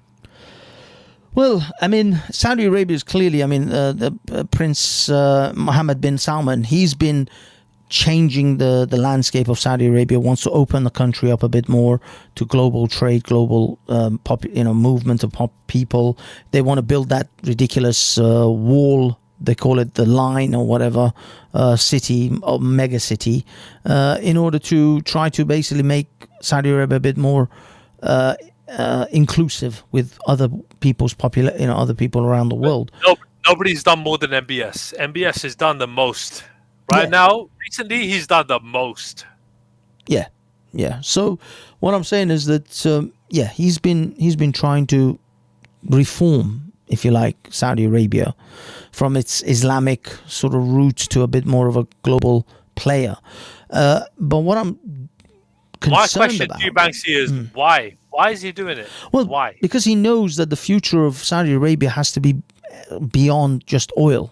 Because oil is ultimately, what we are talking about is, I'm not talking about a 5-year, 10-year, term limit. Because people like MBS don't have term limits. Xi Jinping don't have term limits. These people are there for their entire lifetime. So they don't think what I'm going to do in the next 4 or 5 years and then I have to get re-elected. They're thinking, what can I do in the next, for my 100 years down the line from now? 100 years from now, what will Saudi Arabia look like? MBS is literally Genghis Khan. You know that, right? Well, not really, because come on. Come on. He can't conquer. He hasn't conquered anything like. No. But he is the Middle Eastern Genghis Khan. He is. Don't fuck with me. I will chop your head off. Well, yeah, but that's his dictatorial sort of stance. He has to do that in order to make sure that people are loyal to him. That's why he put all these rich sheikhs in house arrest almost in the first few months of him coming into power, because he had to stamp his ground and make sure anyone that would challenge his authority is going to get crushed. That's what Kim Jong-un did when he came into power. The minute his dad died and he took power, he killed his own uncle, just to make sure that people know not to fuck with him. This is something that they all have to do. They all have to do because they know this is a power play. Anyone who comes into power has to make sure that their enemies are crushed, especially dictatorships, because there's always someone in the shadows waiting to take your shit. So you're talking about, sorry to go a little bit off here, but you're talking about Trump earlier and him making affiliations with the North Korean guy. All bullshit though, right? Come on. Well, this was the thing is, Trump kind of making peace with North Korea was just to make sure that North Korea is kind of kept in check, that they're not going completely rogue, that they know that America is watching them. Unfortunately, when it comes to like Donald Trump, not Donald Trump, Joe Biden, he then just did a complete U-turn on that, and he's presented himself as extremely weak. What I'm trying to point out is that America is weak right now. America is not displaying strength and power. Now, Trump could potentially reverse that and bring back American strength and American dominance back into the forefront of global politics. But I think there are people who don't want that. There are other people. Now, the reason maybe, and these are my speculations, by the way, these are all completely my speculations and opinion. The reason America doesn't care about the petrodollar anymore is because they are shifting their power sources and power generation to something else. Now, some people are saying, oh, it has to be more biodegradable, renewable, I don't know, fucking wind turbines.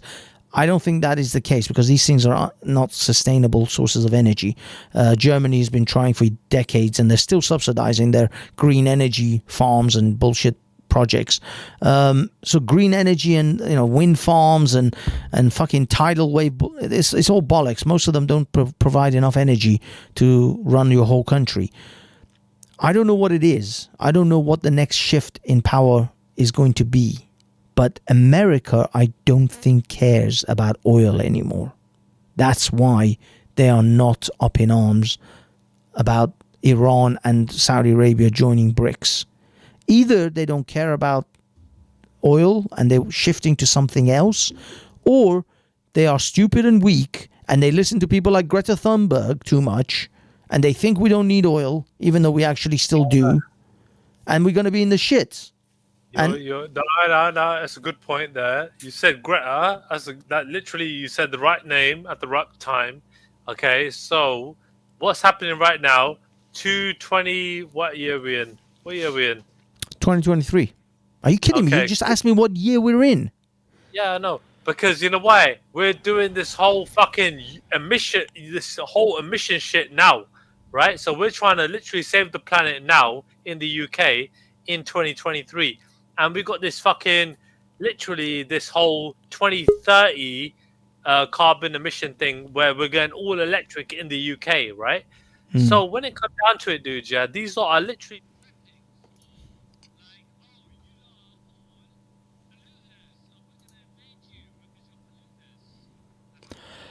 Maybe that's. I mean, as I said, there is definitely going to be some kind of environmental reasons why America doesn't care about oil. There's some other reason. Now, I am hoping, this is my hope and conspiracy theory, you can call me Alex Jones, America has developed a new source of power, or they've figured out another way to generate energy without requiring oil, fossil fuel.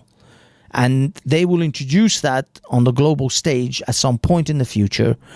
That's why they don't give a shit about oil, and they can let they can let people like Saudi Arabia and Iran join the BRICS because they're moving away from oil.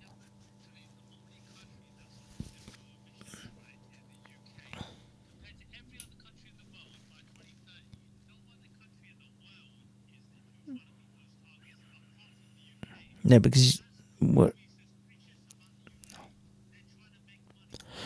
well, yeah, but the other thing is, the other side of this is that if I am wrong, sorry, someone's making some weird noises, but everybody's muted, so how is that a thing? Yeah, it's weird. Okay, don't worry. But yeah, my only concern is that if we don't have another magical fucking Stark Tech arc reactor shit going on, and we don't have any other source of energy except oil and fossil fuels, and America and Europe are just basically driving themselves into the shit, then America and Europe will become the next third world nations, and China and the BRICS nations and the BRICS alliances will become the next first world nations. And congestion charge. Okay, if you got money, right, you can drive around the London, right, and around the area without paying anything because you're rich, no problem, right? But if you ain't got money, you're fucked. That's what we're doing. Let's bring in Imran. How you doing, Imran? Yeah, hey, bro. I'm good, man. I'm good. Hold on. Sorry, some people are saying can't hear Triller. Let me. Oh, sorry. My mic was a little bit away earlier. That's probably why. Maybe. I don't know. Okay, go ahead, Imran. Talk. Yeah, I'm feeling. Andy. Sorry. Sorry, go on. Yeah, I'm feeling pretty good, man. I've been doing some work in sciences, bro, man. I feel like I discovered a new layer of meaning and understanding, and I think right now, yeah, we're going through a big change in the globe, yeah. It's called a phase transition, yeah, and basically means like there's no direction out there, right? But it's like obviously Russia's got some direction and China, they got a bit of momentum, yeah, but the overall momentum and energy, especially in the West, is going to have to come down. Yeah, like in the old power structure, have to let go. We can see it happening with like I made a theory, yeah, and the theory is looking at system, yeah, like physical system, yeah, with like some kind of wave theory, yeah. And I was talking to this AI system, yeah, how did this work, yeah, and I applied it to humans, yeah, and basically saying here like the energy system has to go down here, and what that means here is like there can't be any kind of power structures in the world. There has to be no like imagine you're watching a movie. Imagine life has got these rules, like social rules. Yeah, what's happening is like the structure starts to break down here, and we can see this like with participation of like relationships and like work and progress, like overall all kinds of progress. Yeah, it is gonna to come to a stop, innit, yeah? And excitement, energy has to go down, yeah? And that's what all this is, yeah? Now, if you look at the government, like the Conservatives, you know, like Rishi Sunak, like all the white people have gone, there's no energy, they don't want it, yeah? Like, yeah. You know, they don't want it, they let Rishi Sunak take it, no one's fighting for it. Then you got America, like, how is Trump getting indicted? There's no other big character there, there's no personality, like, it's like there's no power, guidance, yeah? But there's a bit of power with Russia, because Russia is going to come in strong now, yeah. Now Russia's coming in strong because they are not affected by this process as much, yeah. So for certain, like you can model it, yeah. Like Russia is not going to be as affected as much by this process. So just by the fact of like the American and Anglo power structure is going to lose like coherence, yeah, like lose focus and direction, yeah. And kind of fizzle out, yeah. And the Russia obviously by definition going to look stronger, yeah. Is by definition they're going to look. But have no challenge. I mean, I think that's what's happening at the moment. I can see it. Sorry, you can see what? Yeah. Go ahead. Yeah, I mean, I'm saying I think that's what's happening at the moment. Like with everything, you know, I can see it. And the theory also predicts, like it sort of says, like there should be stability, like all across. Like because when the energy system has to go down, there has to be stability. Yeah. So nothing can happen, right? So there can't be any kind of like too much. You know what, dude? I ain't gonna lie. Banksy, if you don't mind, I got one question, right? Have you not considered the fact that all of these governments are working together in terms of, you know, basically fluctuating the system and the costs and everything else and the billing and all that shit? They are literally in cahoots. All of the governments. I mean, the problem is, you see, this is my concerns or what I'm finding difficulty to understand is if Putin and China and all of these various different BRICS nations are in the same pocket as the Americans and the Canadians and the Brits are, which is the World Economic Forum, if these people are all in the same basket and they are just simply tugging at various things because they are doing this in order to distract us as the regular people, because ultimately they're all working towards the same goal. And if that is the case, then all of this stuff that's happening right now, this is all just, mirrors and smokes and mirrors. They're just playing these games that pretend that they're not unified with Europe, but actually they're all part of the same package. They're all working for the cathedral, which is what, the Ralph puts it, or you can call it the deep state or the matrix or whoever the fuck you're talking to, and whoever they happen to point it at. But I use the cathedral example. So if everybody's working for the cathedral, be it Putin, be it Xi Jinping, be it Mohammed bin Salman or Donald Trump, Biden, Rishi Sunak, everybody's working for the same boss, then this is just to keep us on our toes or keep us distracted, the individual, because the individual is the hardest thing for them to control. The people, especially Yeah, the Banksy, I people want to comment on that, of the if you free don't mind, nations. yeah. Sorry. Yeah, I would like to comment on that. Yeah. Yeah, but that's my theory, is that maybe they're all working for the same boss, and they're just using all of these distraction tactics in order to bring about a global government eventually under one unified order. The fact is, right, they don't need to do that to bring in the world government. The fact is, they're literally doing this for profit, right? These are profiteering in the current market before they have a world government where they have prosperity and equality and this and that. That's what the world government's supposed to be all about. Right now, they're literally milking the last fucking udders that they can. Well, the thing I think is, I have to go on. comment on that, because basically you have to understand, like, there's institutions, right, that are pre-existing. Like the theory I'm talking about, basically what it is, right, is like these guys have levers of power, yeah, but the power levers are not working as much in the same way. So they're kind of losing power. And it's true, it is going towards a world government, but the new structure of the world government, yeah, is out of the hands of the professional institutions, right? It's because their information and knowledge is based on the old system, right, which they're slowly going to lose control of. And you can already see it happening in terms of, like, the Bank of England might raise the interest rates and the inflation is not going to come down, right? So the way that the old system was controlling people, because of technology and stuff, yeah, because of changes, because of new, like, things, yeah, it's not, they can't, like what you say is correct, they can't really control the people. So now if they try to do something here, like, if they try to put something in the media, if they try to do something here, like, it's like, say, America, people don't want to join the army anymore. Britain, they don't want to join the army. It's like the levers of power of the old power structure, yeah, is becoming less and less, and that's why there's a power gap here. But there has to be a new world order. Yeah, they're making certain countries more expensive to live in than other countries. I get you. Yeah. But I don't think they have control. Like, governments don't have much control on that, because, like you say, a prime minister only comes in for a few years and stuff. Yeah, deep states can do some stuff, but they don't know the game anymore, innit? Yeah, I feel like some of these guys, they don't know, like, what the future is supposed to be. But I have the theory, so I know where it's going to go. It's quite fun. Yeah.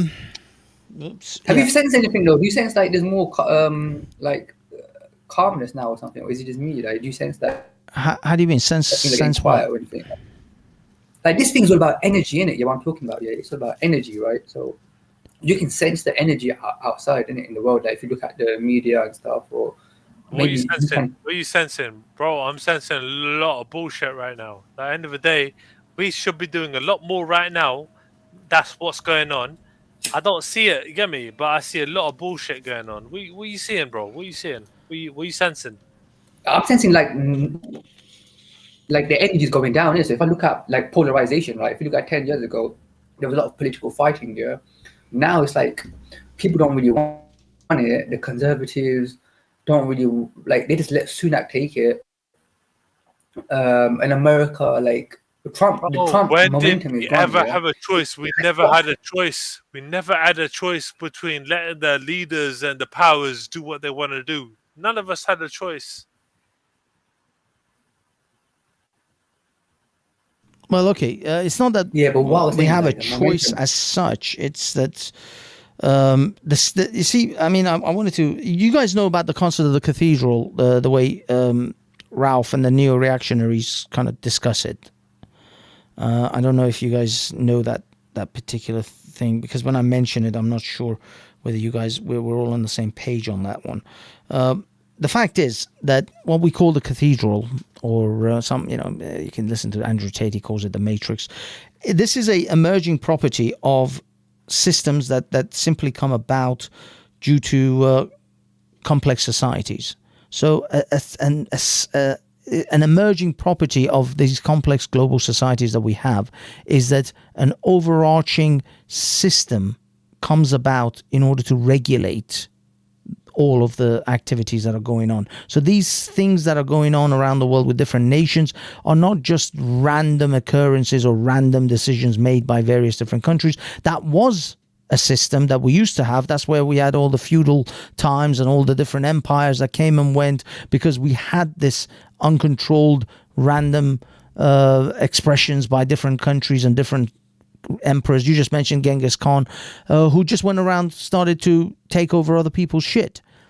No, but why Tate is talking about that in particular is because, right now, they're literally saying that the government and certain institutions are literally putting their own people in these freaking media posts and promoting their thing, where they already have like 1 million and you know, all sorts of millions of subscribers all of a sudden after a few days, you know. So this is all fixed. They're literally trying to basically encourage people to fucking listen to whatever shit that they want them to listen to. Well, this is my actual take, even on people like Tate, is that maybe they themselves are part of the cathedral. You know, there's a guy Tate talks to a lot, a kid called Aidan Ross. Now, the funny thing is, Aidan Ross, there was a little clip. Now, this could be a complete troll, it could be a joke, but there was a guy called, I think it was Fuzzy Tubes, I think it was Fuzzy, who was talking to Aidan and said to him, you know, recently I'm putting together my own group, and he says this group is kind of like the Illuminati, you know, like that group, Aidan, you went and saw before you got the 1 million subscribers and before you were allowed all over the internet. Yet that group that you went and saw, I'm putting together a group like that. And Aidan Ross's face was just like, oh shit, where's he going with this? And now whether that was a joke or whether that was real, I don't know. I mean, these people troll all the time. They're trolling each other all the time. And they say things with such conviction that it almost seems like as if it's somehow true.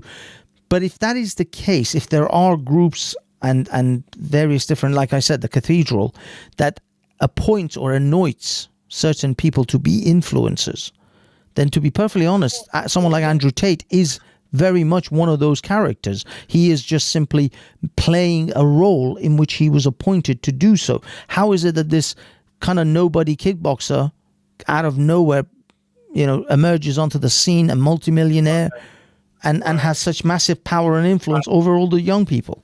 Right, but there were examples of some people that were literally given a leeway to basically promote themselves, right? And, you know, they just basically done it a little bit more than people expected it to happen, right? So let's not get it twisted. All I'm saying is that he might have been part of the plan. He might not have been, right? But we don't know that. But the fact is, right, like, end of the day, he's done what he's done. You know what I mean? Sorry, you were going to say? Yeah, it's interesting what you said about the Matrix. Like, you said it's emergent system. Yeah, this is actually what I'm talking about, right? So, like the phase transition is saying that there was a system that had emerged. Yeah, we obviously had people that gained power from that system. Yeah, which were the current, like the pre-existing kind of concepts that had power that created that were part of that system. Yeah. So the phase transition concept, what you're saying is like that system is right now. Yeah, is meant to be is coming down to its weakest point, basically. Yeah, like it's just an illusion now at this point. Because, like, if you think about it, people are not even working, yeah? They're just, like, sitting at home, working from home, yeah? They're just fucking around a lot of the time. Half the people are just fucking around from home. They're not even working. And, like, the government don't want anyone to, like, go homeless. And they don't want anyone's house price to crash, right? But the businesses are increasing the inflation. It's just, like, now there's the whole... this is how it's going to carry on. No one's going to let anything change, yeah?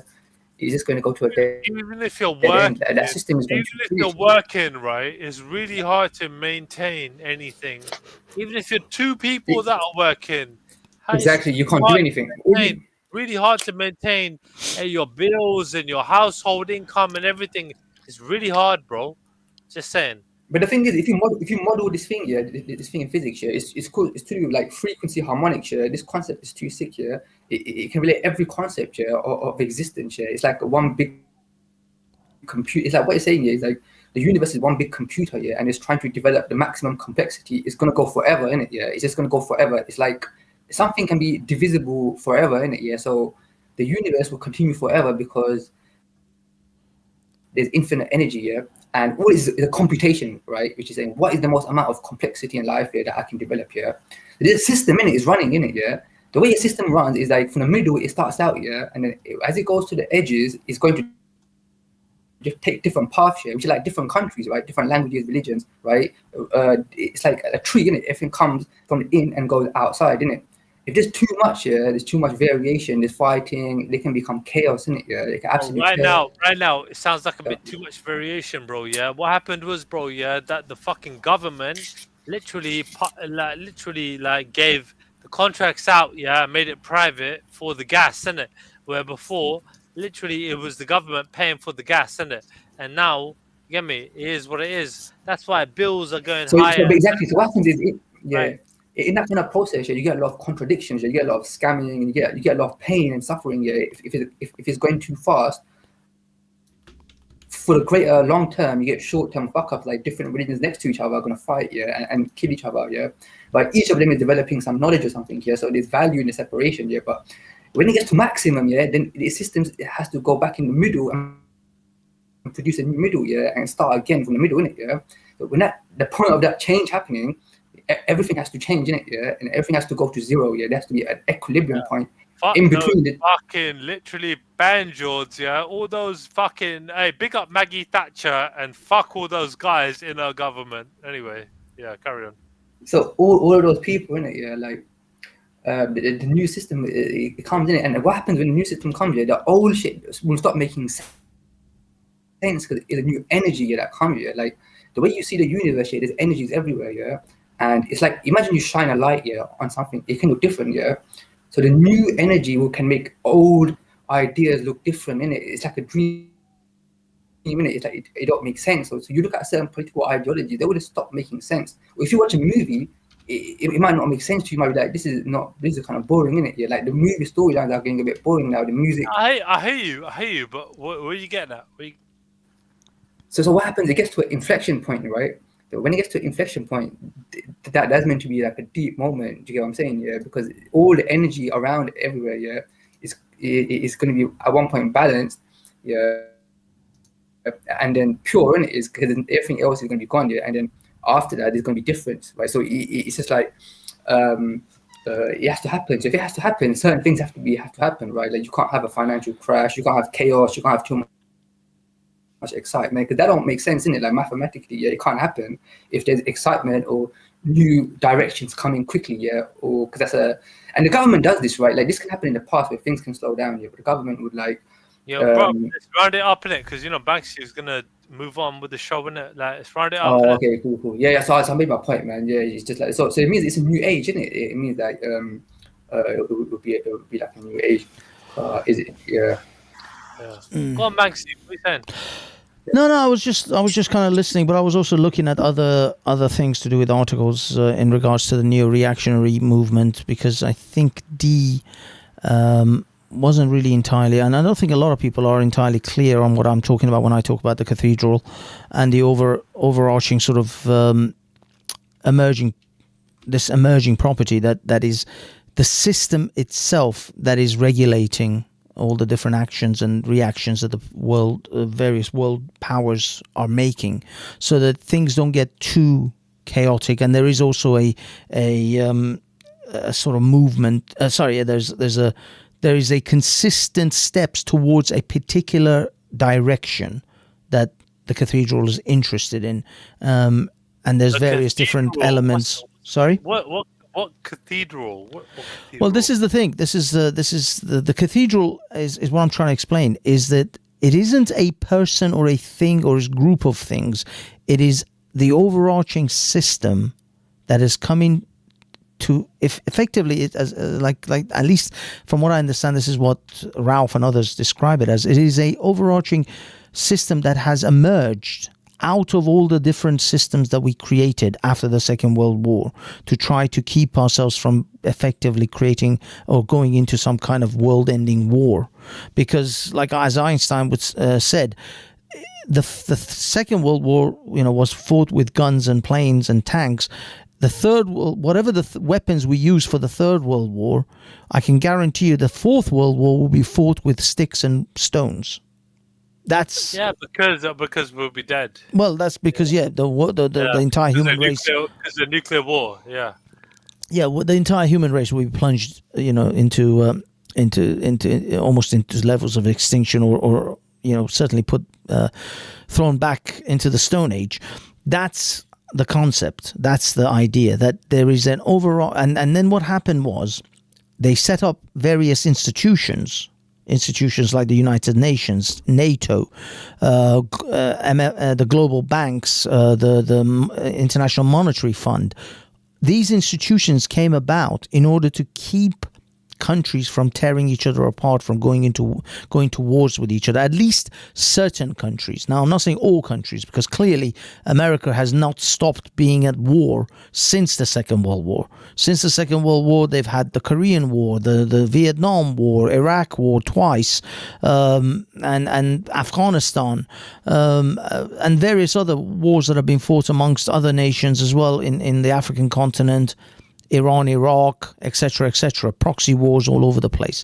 So it's not that the world hasn't been at war since the Second World War, but the wars have been tightly regulated and tightly controlled to make sure that it doesn't spill out to such an extent which will involve nuclear powers, such as China, Russia, and so on. The only people that are going to be using powers, right, are going to be basically the West. Generally speaking, that is generally what we know to happen, according to past records, But at the same time, what are we going to do about it? You know what I mean? I mean, at the end of the day, we as a public are supposed to promote, peace, prosperity, and we shouldn't be literally promoting people that are all about nuclear fallout, right? We're not about that. We want to literally promote against that as a public, as the mainstream media. We want to promote against what these people are doing, right? I mean, I agree with you, but what I'm trying to say is that the institutions that we set up and the various organizations that came about, now whether you can talk about, I don't know, the conspiracies of Illuminatis and other sort of overarching sort of groups that are controlling the world, the fact is that if you exclude that, if you don't go down that road and just simply say we set up certain organizations like the International Monetary Funds and the global NATO and United Nations, these institutions have their own, if you like, agendas and their own their mission statements have moved away from what they originally were set up for, and so they are now manipulating and controlling various different countries and events around the world to make sure that we all march towards their particular steps or towards their tune. And for that reason, they will not allow anyone who wants to go rogue to go rogue, any nation who wishes to go their own way and have their own set of. This is why I mean, I was watching a report by, I don't know, it was an interview by an African leader from one of the African countries. I'm not sure whether it was Uganda or wherever it was. They were talking about United States sends billions of dollars to Africa or to our nation, and they want us to hold water or to carry their morality, to have transgender rights and work about LGBT rights. That is not our agenda. That is not what we're focused on. We have a country that has I forgot, like 60-70% in abject poverty. We have people who don't have food and water. We're not worried about your LGBT rights here. That is not on our agenda. That is not what we are working. So please keep your agenda and keep your various different trans and LGBT rights or whatever it is that you're fighting for in your countries, because we have other priorities. And this is where, if you like, the rubber meets the road when it comes to America's influence around the world, is that now they've crossed a particular line in which other nations, no matter how much money America throws at them, they're not interested, because they don't want to import American morality, American sort of concepts of civility and justice to their nation. The American society and European society, I would say the same, has moved to a particular area, especially when it comes to these trans and LGBT rights, that other nations are not interested in anymore. And you can't buy this from them. You can't pay them to introduce this into their society because they simply, that's a hard no for them. That's a hard line. Hey, what Americans to know? Everybody knows about what the fuck is going on right now. They all know, especially when they're online, they all know where they stand amongst the powers that be.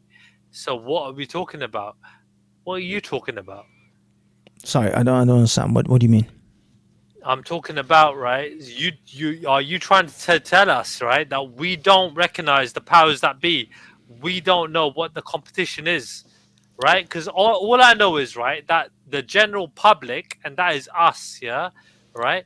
We basically are literally in the minority, and everybody else is the majority, right? We have to fight up. Everybody else is just doing whatever they want to do. So what are we doing? We have a losing battle. We are trying to promote peace and prosperity. What the fuck else is there to promote? Well, I mean, the fact is that this what's it called? This particular agenda. I'm just saying LGBT, but it's not just LGBT. It's everything. It's critical race theory. It's wokeness, if you like, in a word, wokeness. This wokeness is its own beast. It's now got its own legs. It's developed into its own monster, and it is desperate. And certain American politicians and certain European and sort of Western politicians and governments want to push this globally. They want to make this a global thing, and they're now getting serious resistance from that global community. And not only they're getting resistance, these global communities are now forming their own coalitions like the BRICS in order to make sure that American and Western influences cannot be forced upon them. Because it has always been the case with Western societies is that if we can't convince you that we are right, we will make you obey, dance to our moral standards. We will force you to dance to our moral standards, either by invasion or by severe, pushing you to severe abject poverty, in which we then buy your obedience. Embargoes. Yeah, we will sanction you to death, and then we will give you money, foreign aid, in order to buy your loyalty back. So we will make you poor, and then we will give you money as long as you obey us. So that's been the general attitude and general maneuvering globally by the Western world. But usually that's been for resource reasons. It has never been for ideological reasons. You know what I mean? So when America used to go around the world in the 50s and 60s, 70s, 80s to with the economic hitman, it was because somebody had oil, because they had gold, or they had platinum, or diamonds, or gas, or whatever resources that they needed. They did it for those reasons. Now they're doing it for ideological reasons. They want to make you, your African nation, your Middle Eastern nation, to have LGBT rights. It always comes back down to power, right? You talking about ideology, but if it has nothing to do with power, then what the fuck is it? Because at the end of the day, right, it's all about power, and the people that have it are literally the most dangerous people on the planet. That's all that matters. But that's how it's always been anyway. Everybody's always jostled for power and influence. Actually, let me just read this drastic measures posted. They've tried this kind of thing earlier. The Congress of Vienna, after the Napoleonic conflicts, the First Real World War, was about trying to maintain a balance of power. Exactly. I mean in a way, I think. Maybe this situation, the cathedral, as people like Ralph put it, probably hails far further back than the Second World War. Maybe there's been a lot of other organizations, institutions, but what I'm trying to say is that all of this is not. A lot of people make out as if there is a small group of people or people in shadowy corners or some kind of, I don't know, island, maybe Epstein Island, where they make all these decisions. I don't think that is the case. I think it is created, the system has come into existence over these years where all these different institutions are pushing us, herding us towards their agenda. How far-fetched is it to believe that literally this was planned 100 years ago? Why is it so far-fetched? No, it's not far-fetched. It's just that a lot of the conspiracy theories always make out as if this is all done by a small group of people, the Illuminatis and the Jews or whoever, but it's a small group of individuals rather than an overarching system that has just simply emerged out of all these other organizations that I mentioned. Right. That is now just simply, it's free flow. It's not controlled by anyone, but it is still manipulates all of us. I think you're being naive. I mean, the governments are in control, right? Especially the Western powers, the most prolific powers out there in the world, right? They're the ones in control. I really and truly think that you're being naive, and you're thinking that, you're downplaying the fact that these people are in control and they have control, and they're making us believe that they don't. Well, I mean, again, I'm not. This isn't a hill I'm trying to die on. I'm just trying to say that is the prevailing, or that is the ideas that people like Ralph and the neo-reactionaries propose, that is what is going on. You may very well be right that it's just simply individual governments, certain groups of governments get together and they want to have global dominance and funnel resources towards themselves rather than other people. That's perfectly reasonable. But the neo-reactionaries are basically out there because they know at some point, right, they might get some traction simply because, right, people have lost heart between the main voting parties. Like, for example, in this country, the Labour and the Conservatives, right? They're the main two.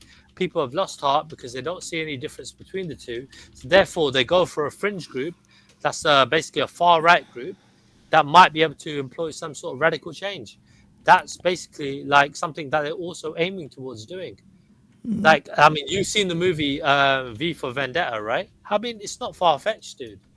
It's not far-fetched. Well, I mean, that is, yeah. I mean, that there's a lot of stuff in that V for Vendetta which parallel. But I mean, in all honesty, those are the basic tropes of how they manipulate people. Anyway, it's through disease, it's through pandemics and war and terrorism. It's fear. Fear has been the most easiest, the most obvious form of human manipulation ever. We are constantly.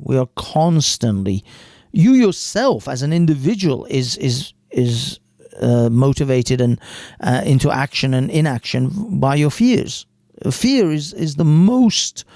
It's one of the strongest emotions in us, and it is one of the most dominant forms of control that the governments use to manipulate us into obedience. Yeah, but instinctively, right? They know that basically if we're pushed, as in people, especially men, for example, right, and women too, right? I guess, like certain types of women, like we are going to push back, and they know that. Well, this is my thoughts on that. Is that they've worked very hard to make sure that the pushback isn't particularly difficult or particularly strong, because what they do is they do it in stages. They don't, in London they have a 20 mile an hour, like almost like 80% of the roads are 20 mile an hour limit now. They used to, all be national speed limit, 30 miles an hour, everything was fine, but they suddenly. Now we find ourselves, after several years, this has happened over like a good 6-7 years, we find ourselves almost every road is a 20 mile an hour zone now. I remember, this is the thing. I remember a time where there was this stretch of tunnel along the embankment, and they introduced 20 miles an hour in that tunnel. The tunnel is like, you drive through it in like a minute, not even a minute, 30 seconds, and you're through it. So being reducing the speed limit to 20 miles an hour in that tunnel, nobody complained. Nobody said anything. It's like, oh, it's just a tunnel. Maybe it's dangerous. Yeah, bikers zooming through at 30, 40 miles an hour. Maybe so it makes sense to reduce it to 20 because most of the time people do 25, 30 anyway. So nobody complained. For years and years, this tunnel was 20 miles an hour. But before it was 30. After it was 30. It was fine. Then they started extending it outside of that tunnel. And now the whole length of the embankment is 20 miles an hour. And of course, other places around London is now. Right. We know why. We know that basically, right, it's easier to get facial recognition from the cameras, right? If you're driving at 20 rather than 30. And on top of that, was that, like this whole ULEZ thing, for example, right? It's basically leading towards a pay per mile fucking thing in this country, where we're going to be paying per mile to drive around London. Like that's what they're aiming for, even though they're denying it. Yeah, exactly. I mean, I don't know about the facial recognition thing. Perhaps that's another thing, but generally they want to slow down the traffic because they really just don't want you to be even driving. They just don't want you to be driving in your car. They want you on buses and trains. Of course, they don't even run the buses and trains. Sorry, hold on. I'm just writing to Drastic Measures. Have a good night, mate. It's been a pleasure having you listen. Okay, what I'm generally trying to express is that they didn't introduce things in one go, because if they did, it would have created, people would have rioted, people would have, protested all day, every day, if they just suddenly made everywhere 20 miles an hour in one fell swoop. But when they did it gradually, when they introduced it bit by bit, before you know it, everywhere is 20 miles an hour, and you find yourself in a you suddenly look around and it's like everywhere is fucking 20 now. There is no zones that are national speed limit. You're just crawling around at the same speed as, by the way, most bicycles. I know cyclists that can do more than 20 miles an hour, 25, 30 miles an hour. So it's ridiculous, but nobody complains because they didn't do it in one go. And that is how they will introduce other things. Everything that they will introduce will be in meal piece. They started that with the whole thing about, do you remember the adverts about how if you hit somebody at 20 miles per hour compared to 30 miles per hour, right? They got a lot more way to literally save a life at 20 rather than 30, right? Is a big difference. So that it started a long time ago. We're talking about 20 years ago minimum. Well, that's what I'm saying. They introduced it in multiple levels, psychological campaigns. Oh, if you hit a girl at 20 miles an hour, she's 98% time more likely to survive than if you hit her at 30 miles an hour. So yeah, they did all that in order to get you climatized to this thing. But I'm using that as an example, an obvious example that most people can relate to. I'm talking about other things. I'm talking about your habits on flying around the world, taking that 1 or 2 holidays. They don't want you to really be flying anymore. Barely once a year, if not really once every other year at best. They want you to not be driving or even own a car anymore, especially if you're anywhere near a large city. They want you to be on public transport. That's why they're introducing low emission zones. They're introducing what they call them, 15-minute cities, all of that shit, because they want to control your movements and they want to control your habits. Eventually, people are like, right now, there's a lot of people on the internet, oh, bugs, I don't eat bugs. I will promise you, they will introduce bugs to your meals and you won't even know when you started eating bugs, because they're not going to just, right now, people are protesting when they see a fucking cockroach on a stick, sugared bloody locust or something. That's going to freak people out. Of course it is. When I see people buying these fried locusts and fried spiders and whatever crazy shit that they're frying these days, it looks horrific. Of course, nobody's going to eat that shit. But you know what they'll do? They'll introduce burger meat in your stores, which are 50% bug, 50% beef. 25% bug, 75% beef. What are you saying? Demolition Man, yeah? Full rat burger, yeah? Well, pretty much. But I mean, that rat burger thing was the final stage. I'm talking they will introduce, you will see on your shelves, cheaper than regular burgers, full beef burgers, mixed bug burger, hamburger sort of meat, or your salami or your pepperoni and pepperonis and your I don't know, ham sheets. They're going to start to become 50-50, 40-60, 80-20. That's how it's going to come about. Just like they introduced people to that fucking Impossible bullshit burger and other vegan options. Of course, most people don't really buy that crap.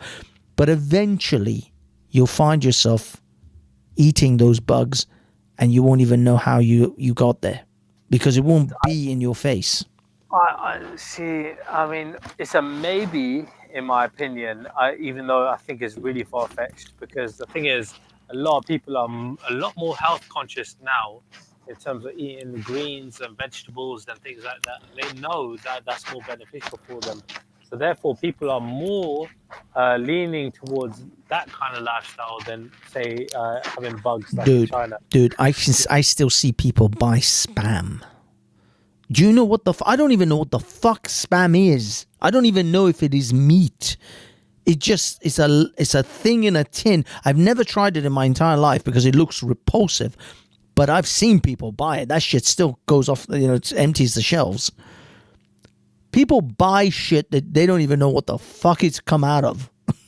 What animal is in this? Some sort of tin food that's mixed up. Exactly. So if people are still buying Spam, for crying out loud, then believe me, they'll buy the bug burger without any second thoughts. Once it gets introduced at a cheaper price, which will be far cheaper than regular beef burgers, that's how they will do it. They'll crank up the beef burger price. Now you go to your local supermarket and look at, for example, the speciality sort of shelf where all the expensive shit is. The steaks, the venison burgers. I love venison burgers, by the way. They're fucking amazing. But they're the most expensive stuff. The Angus steak beefs, Angus burgers, all of the good quality stuff. And then there's the cheap shit underneath. But it's not unaffordable. I mean, like, even if we're going for salmon, for example, right? Like they said, wild salmon is supposed to be the best kind of salmon, right? Like, people are going to pay, people are working, and people are going to rather buy organic food and things like that rather than just other shit that's out there. Dude, that's only those who can afford it. Eventually, they'll price most people out. You see, the thing is, what you got to realize, Triller, they don't want to completely ban this stuff. And they don't certainly want to completely take it off the shelves because these rich folks, these actors and all the Greta Thunberg types, they're still going to want to eat their luxury food. And they still want to fly their private jets. They just have to make the lemmings, the peasants, eat the bugs and fly less so that they can carry on living their lavish lifestyles. The fact is, these resources around the world are going to become harder and harder. And so if the rich want to still live their lavish lifestyles and still want to fly their planes 20 times, private planes 20 times a week, then they have to offset that. And they offset it by the peasants. Do you know that someone like, I think it was recently, I heard it somewhere, where Mr. Bill Gates, he flew God knows how many times around the world for his businesses and all the different events and whatever he goes to. And then he said he offset his carbon footprint by buying a shitload of fucking land and planting trees onto it. So he considers that as an offset. You know what they'll do in the future? They will buy your flight trips from you in order for them to take more private jets. Sometimes they won't even ask you, and they'll just fucking purchase it from your government. They'll just purchase their carbon footprint, carbon credits from your government, and then your government will force you not to take flights because they've sold your carbon credits to Mr. Gates. It's possible, right? But at the same time, right, they know they can't rile up the public, the general public, more than, you know what I mean, they need to. For example, like I said, 2030, we're supposed to be completely electric, right? Which we know is really and truly a very, very unfair, and it's not productive like method of doing things, right? But they basically, the Tories are basically promoting that. The 2030 we're going to be zero emissions, Dude, which is just not going Labour to will happen. do exactly the same. You think Labour are going to be better? Of course not. They're not going to be better. No. Labour's gonna be worse. They're more on board with this bullshit than the Tories. So where's your choice? Where's your option? You don't have one. This is what I mean. This is where people might choose to vote for a fringe group, literally, and go for an extreme party, a far-right party, for example, that literally promotes some radical changes. This is basically where it's going to head towards. And I personally can see that happening. It's happening in Scandinavian countries, happened in Poland, happened in other areas. Why not here? Exactly. Well, no, I mean, the thing is, yeah, of course they could, but they're not gonna. They're just gonna keep plowing forward. That's how it is. That's how it is with this government. That's how it is with Britain, because people don't really. I mean, I saw some people, brave people, genuinely complain and get out there during 2020, during 2021. Admittedly, not even so much in 2020. Most Brits even accepted the mainstream bullshit that they fed us in 2020. But in 2021, I saw a lot of people come out in London and they were marching for freedom, and they were really, like, you know, racinated and energized.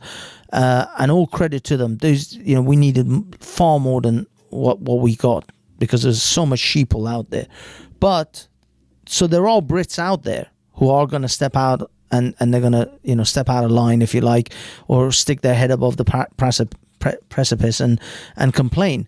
But very few, and not enough to really change anything of significance. And, dude, they are prepping us for another lockdown. People are predicting it might be another lockdown during this Christmas. They're talking about local lockdowns now, so they're going to be like, you know, more. It's going to be more of a police state, where basically people are going to be questioned as to why they're going out of their own particular area. That's basically what they're aiming towards. That's what they're going towards, from what I heard. So it's a different kind of lockdown, because they know that we're not going to tolerate what happened before. So they're trying to basically make it something a little bit different. It's a Roman 6 king saying, I'm okay with crickets, rats, and crocodile. I mean, I don't mind the crocodile. I mean, did you watch that show where the guys, it was the guys versus the girls, and then the guys basically literally killed the crocodile, and then the girls were like, nah, fuck that, we ain't going anywhere near a crocodile. They're not going to give you a crocodile meat. You know how expensive crocodile fucking meat is? Did you watch that show, literally, where they're out on an island trying to survive? They put crocodiles on that fucking... the caimans, when they kill the caimans on that is it the Bear Grylls island? It's one of the islands where they had that show, and they literally had to get some meat, and these guys literally fucking, they knew there was a lot of protein in that crocodile, so they fucking killed it. Whereas the girls, well, they all fucking... They were like, nah, we don't want to go anywhere near that crocodile. Yeah, I know. I saw that, but I mean, the thing is, no, you're not gonna get that kind of level of luxury of caimans and crocodiles to eat. No, you're gonna be looking at your the bugs, because insects reproduce at an epic rate, and they reproduce very quickly as well. So it is exceedingly sustainable. If you're looking at locusts, if you're looking at, I don't know, other kinds of insects, edible insects, I guess even though no insect is edible for human consumption, because they carry parasites which not even cooking can get rid of, and they'll just simply infect us and probably create some kind of psychological mental worm, which would drive us, I don't know, there's a whole bunch of things about the bugs which carry certain parasites which we shouldn't be consuming. basically literally encourages us to go towards a more vegan kind of vegetarian kind of diet, plant-based diet. Like, which the information is out there on how to do that. Like, we can have a raw veg diet and benefit from that more than eating fucking bugs and whatever else. I've got conflicting information about that. There are people who tell me that they've been on a carnivore diet, you know, the line, what some people call the line diet, for the past few years, and their health has never been better. They've had all their autoimmune reactions have been almost gone away. One of my friends was telling me the other day he's been on a line diet for like a year and a half, and he used to have terrible irritable bowel syndrome issues. Nothing. He's all gone. He's lost 20 kilos. There are literally people out there that are just on a plant-based diet, and they are literally looking as young as anybody else could ever look, and they're in their old age, and yeah, so plant-based diets do work too. So. Well, this is the thing. I think it's horses for courses. I think some people thrive on plant-based diets or plants, and others can't. It's a it's a biochemical thing. I mean, you know, they say there are people who can't eat plants because they get autoimmune problems, autoimmune reactions, and then there are others who absolutely look like 20 years old at 60. So it's not a one fixed solution. That's the problem with when it comes to diet and nutrition. Not everybody absorbs food in the same way. Not everyone has the same biochemical reaction to various foods in the same way. So unfortunately, you can't just say everybody can become vegetarian, because some people can't. I can't live on just milk and ice cream because I'm lactose intolerant. I would literally shit my guts out. Right. But we know that, I mean, there might have been a cause as to why that came into place, right, over the years, right? So if you were younger and, you might have done something different about your diet, that might have impacted you being lactose intolerant today, right? But we don't know that, specifically. But generally speaking, we do know that literally we were able to eat grass. You know what I mean? Literally, like our civilization. No, dude. No, human beings have never been able to eat grass. Grass would literally kill us. But if you look at the appendix, for example, they say the appendix is literally dead, right? But literally thousands of years ago, the appendix was literally in our bodies to filtrate things like grass in hard times. So we were able to. I don't know, because grass, I mean, like animals who eat grass, like cows, they have multiple stomachs. And not only that, their stomach literally regurgitates the grass back up. And that's why they're constantly chewing, because they're constantly chewing. It's called, they say chewing the cud. That's what the herbivores like, the cows do. Even horses, they can't just eat grass all the time. They have to eat hay. They can't just eat grass. So even horses can't just eat grass. Some animals, like I think cows and sheep, can do that. But again, they have to regurgitate it and chew it again and then put it back into their stomach. It's a entire physiological process that we have nothing we can't do. They got lots of different stomachs. They got like 8 stomachs. In order to filter the grass and absorb its nutrients, because it's so hard to actually extract the nutrients from grass. We would die. We would die if you ate grass. Yeah, I mean, like if you got like something like wheatgrass, for example, is very popular today, right? People are literally people juice that. And that isn't the only thing they drink or eat. It's they have all sorts of other things in their food. Yeah, but I mean, no, I mean, to be perfectly honest with you, I've seen a lot of conflicting information when it comes to pure vegetarian versus pure meat. There are some people who absolutely swear by an all carnivore diet, and then there are others, like you said, they eat live food. They don't even cook it. They just chop up celeries and carrots and whatever and make salads all day long. What would you recommend? I mean, you personally, if you were going to recommend one of the two, I mean, come on, you're telling me you wouldn't go for veg first? I couldn't. No, definitely not veg first. I mean, I'll be honest with you. it's a personal thing. Not everybody can do that. I don't think there are some people who may have huge biological problems if they just eat meat all the time, and then there are people who would have huge physical problems, physiological problems, literally pain, if they just ate vegetables. Some people just can't do it. This is what I'm trying to tell you. It's chemical, it's biochemically tuned, and you have to figure out what it is that you can eat and you can't eat. There are a lot of people who actually go get tested. A friend of mine did that actually, and they recommended I should do as well, where they tested them for all sorts of different things, and then they told them exactly what type of foods they can and can't eat. If they ate a majority, like for example, me being lactose intolerant, I discovered that through trial and error. But there may be other things. There may be nuts. But there may be other things that I shouldn't be eating. You want to be eating meat that is literally grazing on some very good grass, right? For example, rather than just some fucking meat that's just eating fucking some shit like soy and all sorts of things. Of course. Right? So there is literally like we know, like for example, like that guy, what's his name? Who's that talk show guy, the bald guy? Joe Rogan, yeah, he talks about fucking killing bisons and things like that, right? And then he goes deer hunting.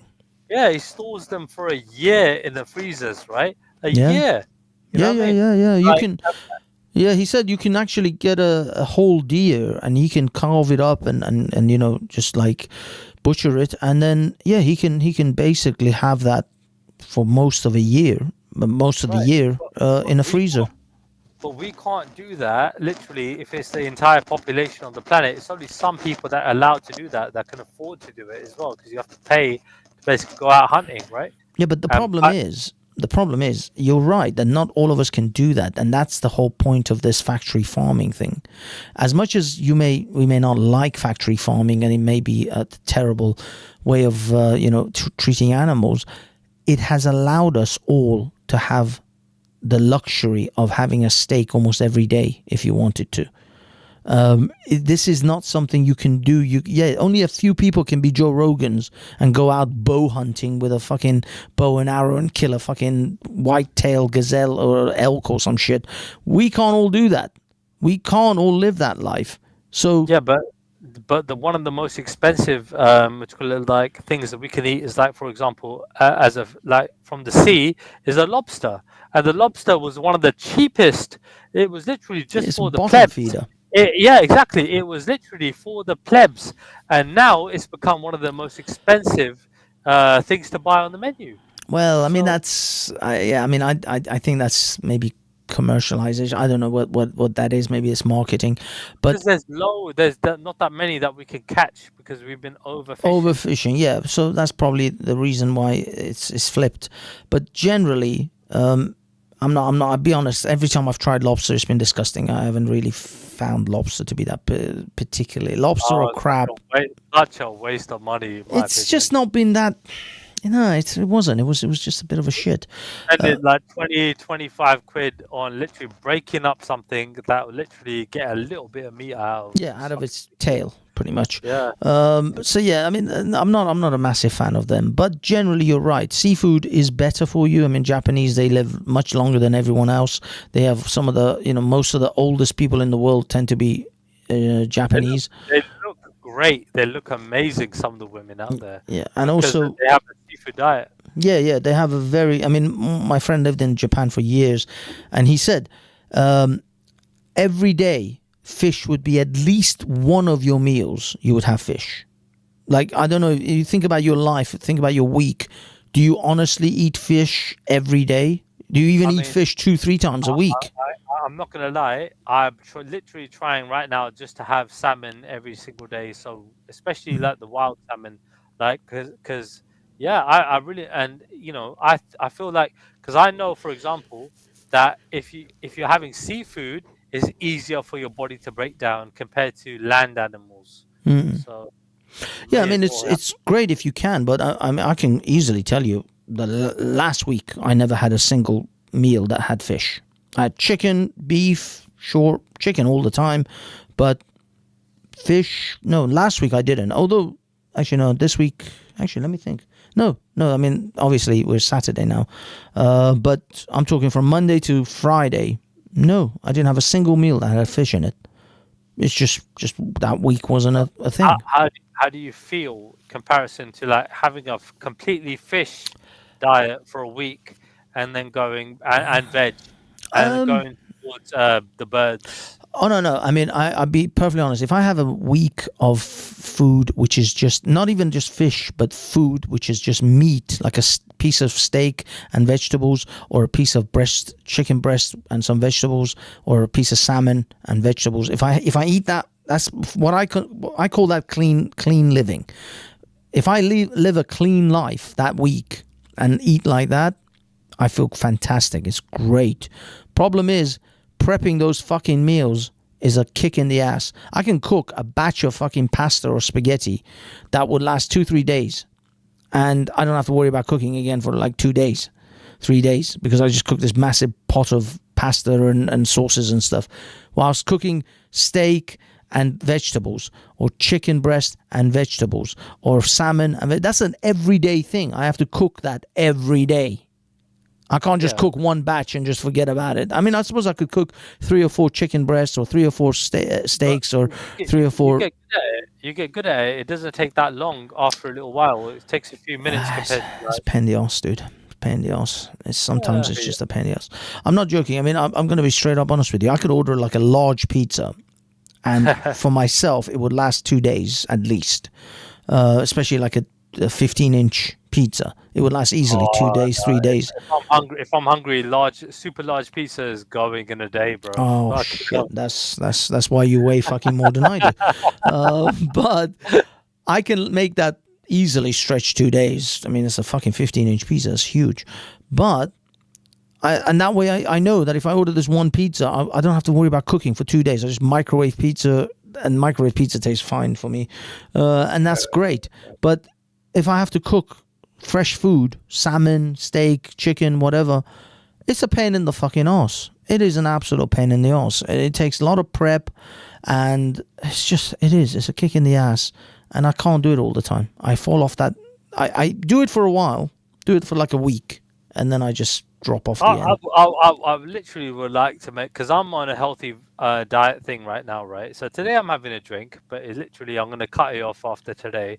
And I would love to challenge you on fucking diet and see how fucking more beneficial it is. Yeah, man. I'm up for having kind of motivation. Like a challenge, which gives you motivation to eat clean, and that's fine. I'm happy to do that. But the thing is, with you, I can almost 80-90% guarantee your missus that's now living with you is a massive driver.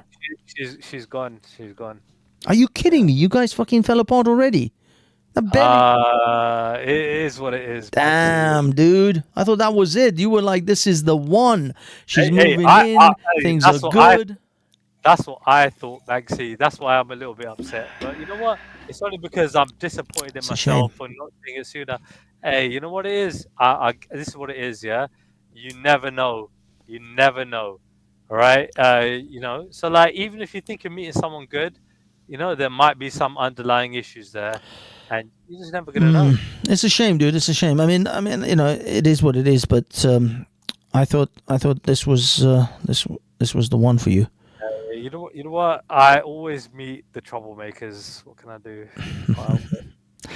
Hey, it's all right, man. Just pick yourself up and dust yourself off, and move on to the next one. You don't dwell on it. You win some, you lose. They say better to have loved than lost, and to have never loved at all. It's a lot harder. It's a lot easier said than done, dude. Of course it is, mate. That's why everybody in the world is struggling to find the one. The funny thing is, though, I was talking to a friend of mine, and they are like celebrating, I think, their 23rd or 24th year of marriage. And my friend, I'm gonna level with you. My friend was a fucking loser. Okay. He was in drugs. He was doing fucking around with his life. He didn't finish his degree. Just a string of fucking disastrous decisions in his life. Like continue, like almost one after the other, like 20 years of just shit. And he went to Iran. Luckily, he still has, you know, great family, and his family introduced him to this girl through their family, and they knew each other and through families and stuff like that, connections. And within 3 months, he got married to this girl. Mind you, this guy was still hooked on, you know, drugs, all sorts of different things. He was actually addicted to some extent. You know, a shitload of weed almost every day, all of that shit. Yeah, yeah. Got married to this girl, and went through major withdrawal from drugs because he was properly addicted, and he had to fucking suddenly stop all of that shit. And he was suffering hard. And I'll be honest, I don't know how he managed to hide this shit from his wife before they got married, to get this marriage through, you know, across the line. But he managed it. And this woman is a fucking angel. I swear to God. I told him when I met his wife and I saw the way she is as a housewife, as a mother. I said to him, dude, you fucking won the lottery with this woman. You don't need to ever play the lottery again. This woman is your lottery ticket. Do not fuck this up. And he, you know, whatever happened, whatever ups and downs, they're still together. 20 odd years later, 2 grown-up kids, great kids, educated. The young girl is his youngest daughter is just finished university. His son is into football, and he's also doing his A-levels. Great kids, great life. It worked out, and the guy was beyond fuck up. Fuck up. You know what it is, Banksy, right? So, majority of women I meet are basically in their 30s, right, or their 20s. You know what I mean? Mostly in their 30s, right? And basically, like a lot of them have some sort of trauma, whether it's from whether they were kids or whether they were their teenagers or in their 20s or 30s, whatever, right? There's some sort of trauma there, right? And honestly, it's a thing where, like, I basically, you know, like, don't really pay that much attention to it, right? And I it's been my fault, you know what I mean, in terms of like not really realizing how I mean, people can put up a front for a while, you know, like they talk about narcissism, for example, right? And they put on a mask, you know. That this is something that is more prolific than I actually thought it was. So I got somebody who's talking about narcissism like they're not one, and they've suffered, you know, at the hands of one, but really and truly they are displaying, you know what I mean, a lot of fucking you know, attributes of somebody who's very narcissistic and toxic. And I'm like, wow, this is really interesting, like, to me. Like, and I'm learning the hard way, dude. I'm like, for fuck's sake, I've never stopped learning. This is actually there's a young woman who's kind of like a psychiatrist or psychologist or something, and she keeps popping up on my feed because she was on one of the episodes of Pearly Things. She's this Pakistani girl. Dr. Rami. I think that must be it. She's exceedingly attractive woman, very well spoken as well. I don't know about attractive, but she's okay. Dr. Rami is like in that case, maybe we're talking about different things. No, because this woman is hot. Okay.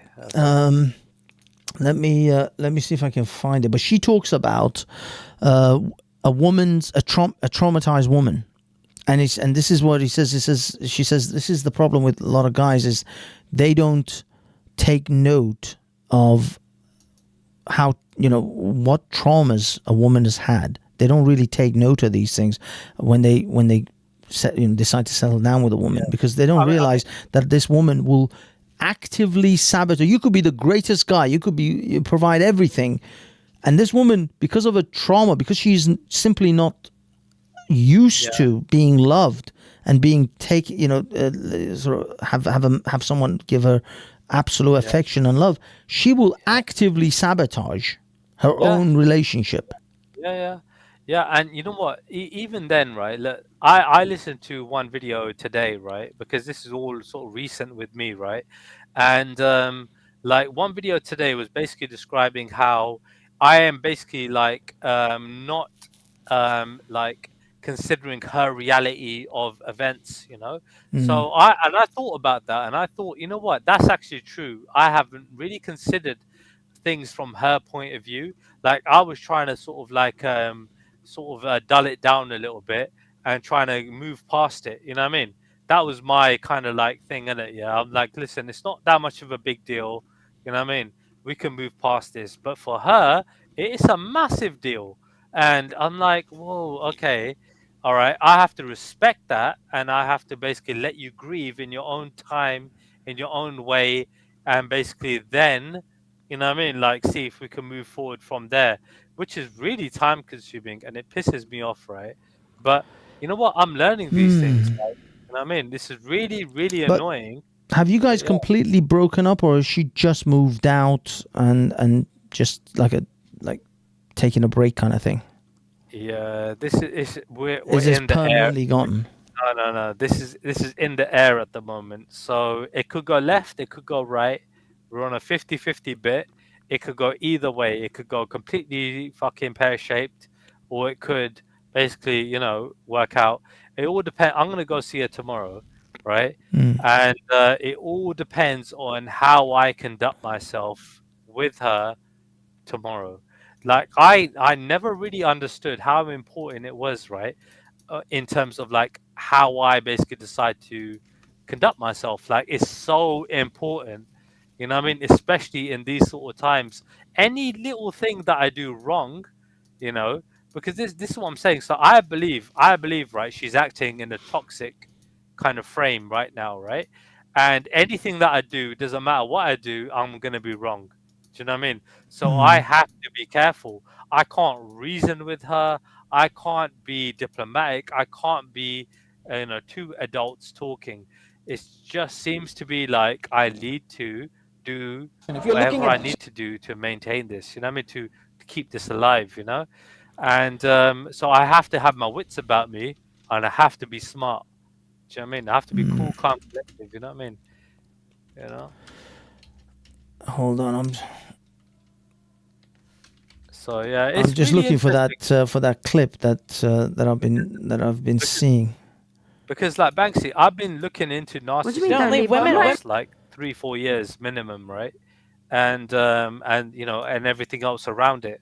So I'm quite well read on the topic, and so I was quite kind of like surprised that I was literally, you know, just fucking attacked.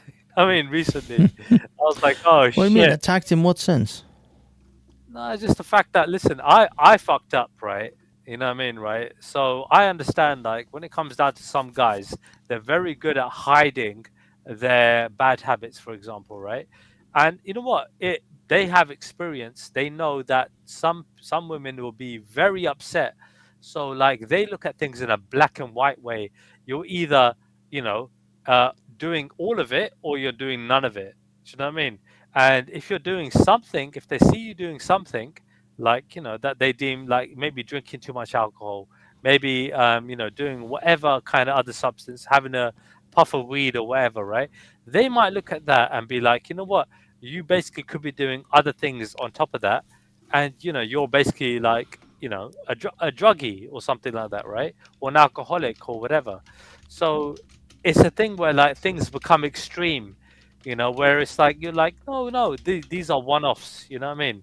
These are Mm. like, so. But the thing is that once the trust is gone, it's really fucking. So like, what I find with narcissists generally, because I've dealt with them before, like my ex-wife, right? Like they look at you as a perfect person in the beginning, right? And then basically that's the love bombing stage, right? They're trying to get you.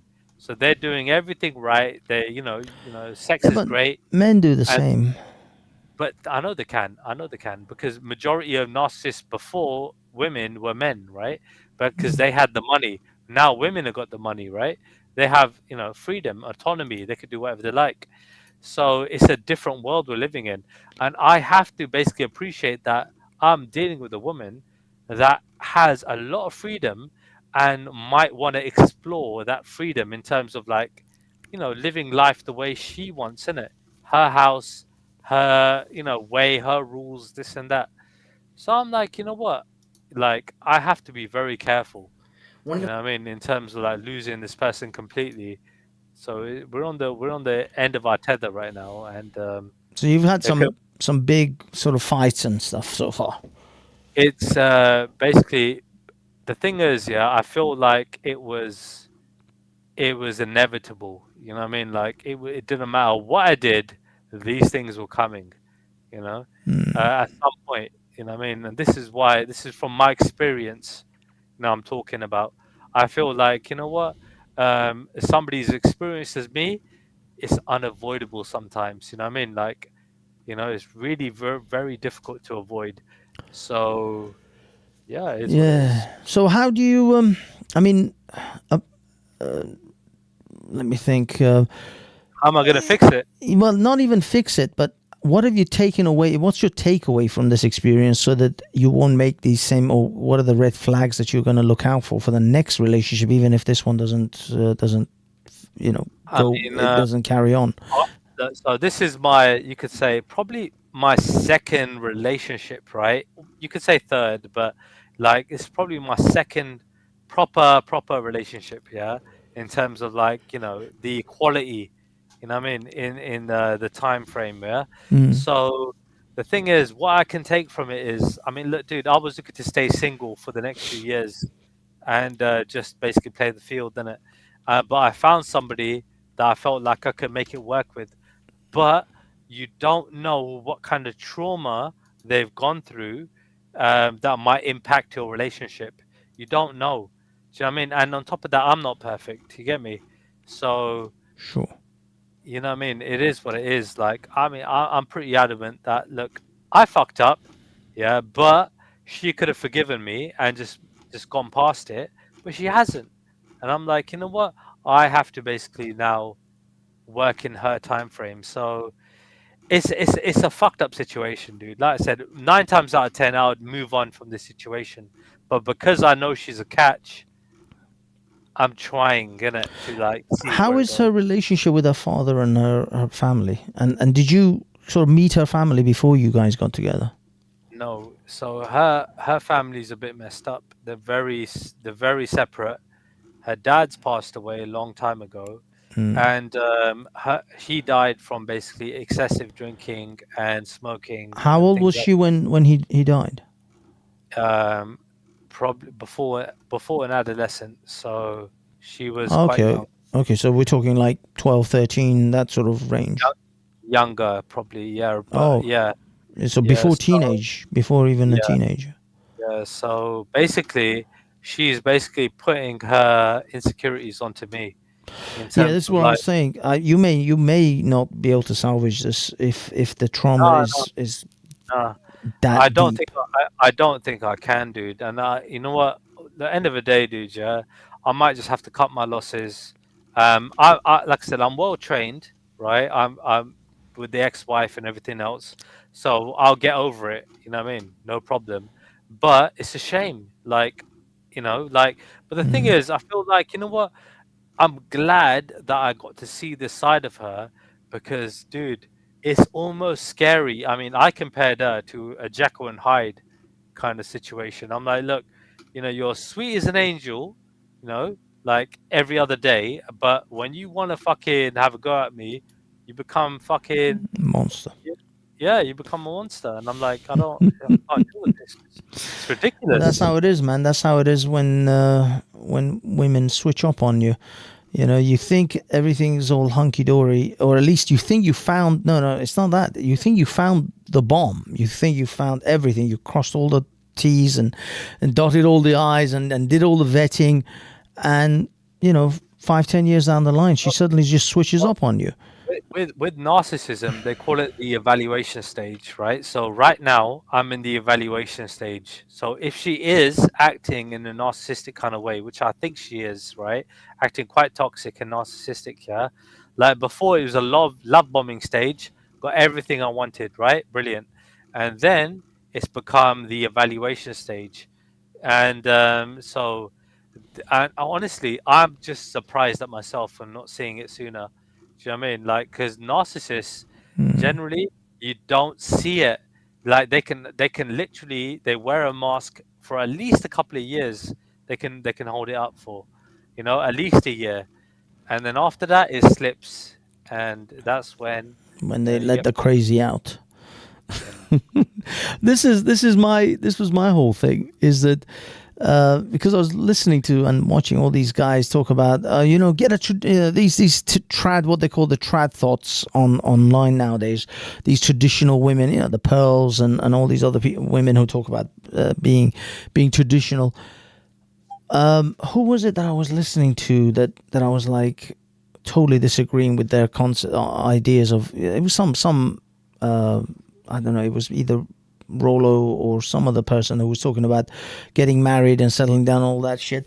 And I said, what you don't realize is that even if you find the most traditional woman ever, like this is the housewife, she is this, she is that, it's all good. She may come across initially as the perfect housewife, and then 5 years, 10 years down the line, she just switches on you. I saw a woman who was a fucking vicar.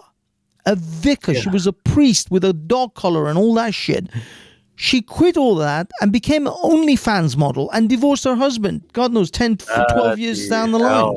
That's extreme. That is extreme. No, but what I'm saying is, if you're looking for the traditional woman, you can't get more fucking religious and traditional than a vicar. Yeah. How are you supposed to... I mean, that is it. That is the vetting, as vetting as you're going to get. There's a woman who's a committed fucking vicar, totally religious, completely virgin when she got married to her husband. You basically, as a man, the guy thought, that's it. I ticked all the goddamn boxes. There was nothing more to tick. No, but like from that example, I mean, generally some women who marry early and settle down early, they can get bored, right? And the guy could be a great guy and they'll still leave him. You know why? Because they're bored. And they want to see what else is out there, and they settle down with somebody else, even though the guy has done nothing wrong. Nothing wrong. Not only bored, the woman became an OnlyFans model, and now she is having threesome relationships and multiple orgies and shit. Dude, I fucked a woman, this white chick, yeah, freaking, who literally, like, she was literally a saint, but... Like, she was telling me how she had threesomes and stuff like that the week before and shit like that. I was like, damn. Like, so, like, they go from, being an angel to extreme fucking whores. But that's the thing. How can you possibly vet for that? How can you possibly, account for such a flip? You can't. You just can't, because the society as a whole is always going to... It doesn't matter whether your wife is a vicar or a fucking hijabi woman through and through.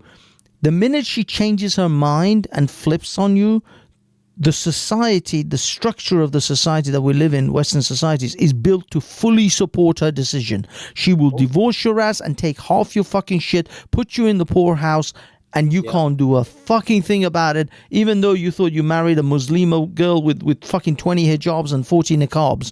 It doesn't matter. It doesn't matter. The minute she flips, you are fucked. But this is what I mean. Like, she could flip at any time over absolutely anything, and it could be absolutely through no fault of your own. It was just inevitable to happen at a certain time. This is something that I've learned to be quite consistent in from women that I see. Because I deal with good girls, you get me? And this is what I'm seeing from good women, like women that are supposed to be good, generally, like, that aren't fucking around, they aren't sleeping around, they're not fucking doing anything stupid, you know what I mean? And honestly, like, I can still see the change in them. But see, the only thing I can do is just be ready to move on. That's it. That's the only thing I can do. Exactly. Listen, I'm gonna play something for you, and this is the lady that I'm talking about. So I don't know, as I say, who you were thinking about when we were talking about all this stuff. But this is the girl that I'm talking about, this Indian girl. Although I didn't find the exact clip where she was talking about men's past and all that, but because she was some podcast in Dubai that she was doing. But I found her Pearly because I knew she was on Pearl's show as well, so I found that clip. So this is the girl, the Indian girl that I'm talking about. It depends. Yeah, this one. I've not seen her I don't know before. how you define whether the survival. If it's Doesn't based on work. just getting things done, absolutely. But if it's based on having emotional kind of security, I don't think anybody can. I don't think any human can literally live a happy life if they don't have a connection with the opposite sex or somebody that they're in I love think with. that's a female point of view. Like because there's a whole group of men that are walking away from relationships. It's called MGTOW, and a lot of the like. Big up the MGTOWs. You never The ones that like red pill. No, that's red pill's a different but sector. these- Men is men going their own way. They're walking away from relationships because they just don't think women bring much to the table anymore. I think. Of course, it's typical of women. Oh no, you can't be happy on your own. Come back to the plantation. Come and get fucked over in divorce courts and get divorced. There was I think it's. But Single men are more likely to commit suicide. Single men are more likely to have mental health problems. Single men are more likely to die with depression. There is biological needs for men and women. They need each other. That's how we're designed. The majority of men haven't reproduced historically.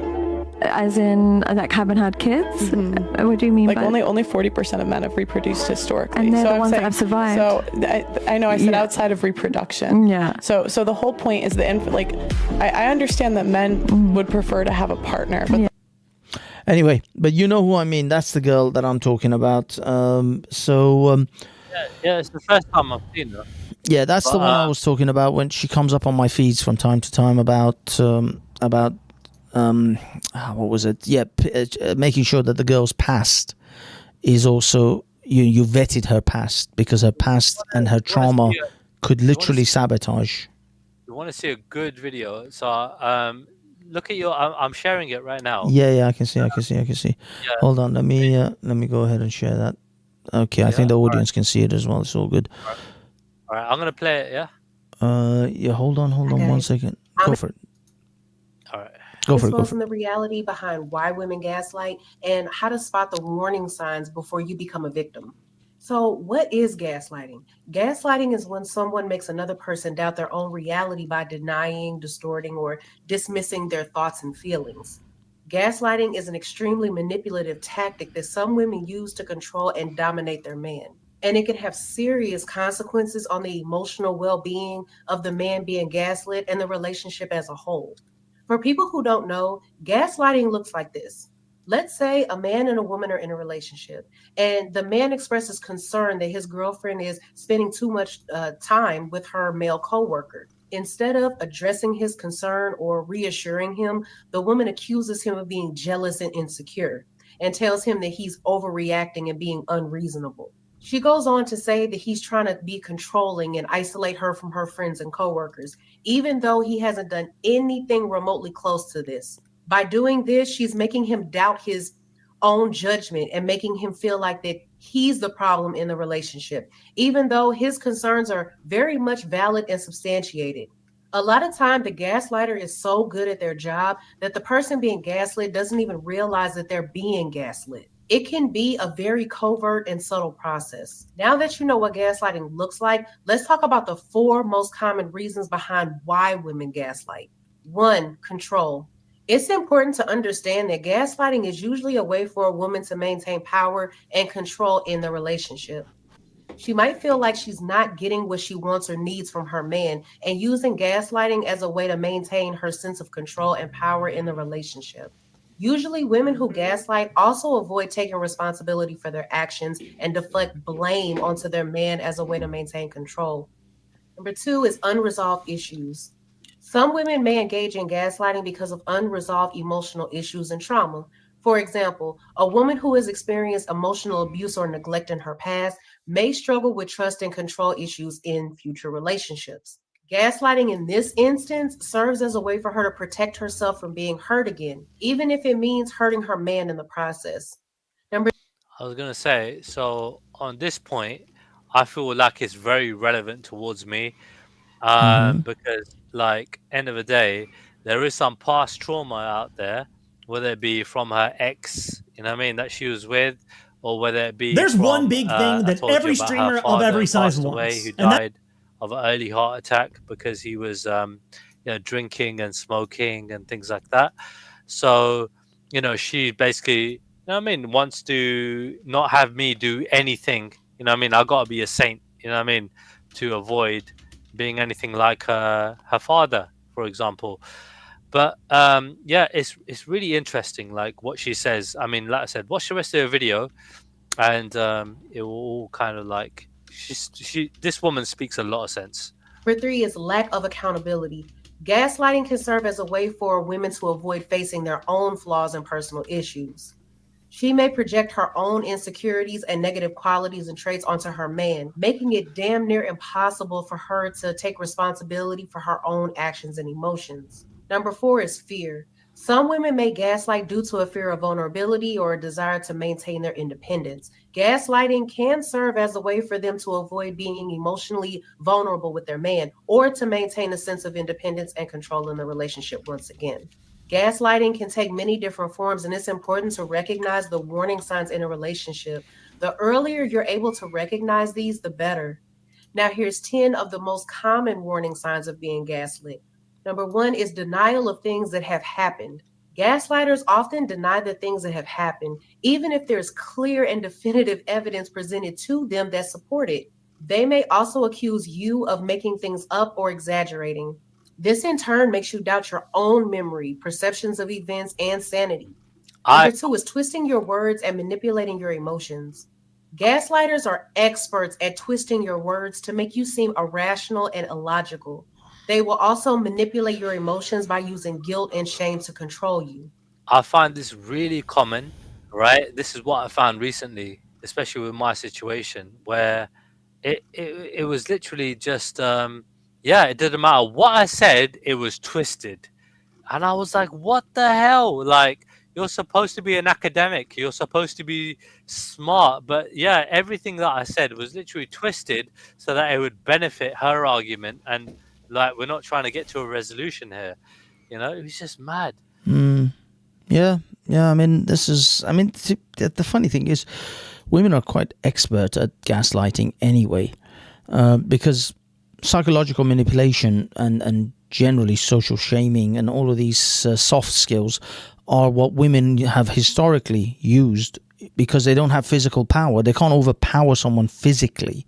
So these tactics are the way women have always, gained advantage over men, society, whatever it is that they need to do. So gaslighting is like one of the number one tools in the arsenal of any woman. The thing is, as men, especially in the 21st century with all these information at our fingertips, you should have kind of predicted and anticipated these maneuvers and sort of head them off at the pass, if you like. I don't know why you didn't see these things coming, though. That's the weird thing. I mean, maybe because, right, I basically give the benefit of the doubt and think that, you know what, I found myself a, what they call it, a unicorn, right? That's probably why. Do you know why they call them unicorns? Because, what, they're quite rare? No, because they don't exist.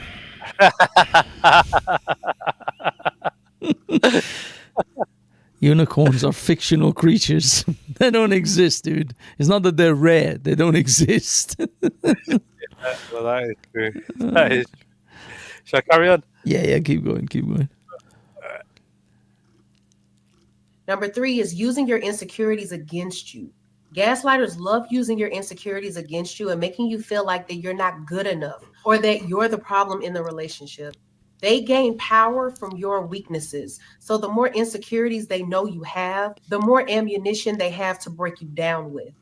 Number 4 is blaming you. Gaslighters will not only blame you for things that are not your fault, they will also blame you for the things that are their fault, making you feel guilty and responsible for their actions and emotions. Remember, they have no self-accountability, so they will make you feel guilty or responsible for their emotions and behavior, making you feel like it's your job to fix their problems or make them happy. Number 5 is constantly changing the narrative or story. Gaslighters will constantly change the story and the details of what happened in the situation, making it damn near impossible for you to keep track of the facts and remember what actually happened. They do this to manipulate your perception of reality and to make you doubt your own memory and judgment. By constantly changing the story and denying that events actually happened, they can successfully create confusion and uncertainty, making you question your own memory of what actually took place. So this happened to me Mm. literally yesterday, right? I basically pulled out a text message saying, "Look, you've just said this, right? And I've got a text message here saying the opposite of what you just said, right?" And you know what happened? She got on the defensive, said, "You're trying to confuse me. What are you doing?" And basically tried to like run away from the situation. I was like, for fuck's sake! I was like, you can't win. You literally can't win. Like when it comes down to trying to explain stuff to people, like sometimes it's just better that you just, yeah, you just literally give up and don't even bother explaining it to them. That's how it is, man. That's how it is. Now, I actually found this girl that I was talking about. Her name is Sada Khan. Sadia Khan. And yeah, she talks about. Let me see if I can see this one. Hold on. Stress is situational. How you know something is trauma is there is.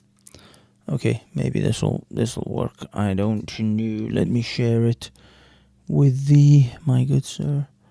Maybe this is the one. I'll be perfectly honest with you. I'm not 100%. There's. Okay, let me.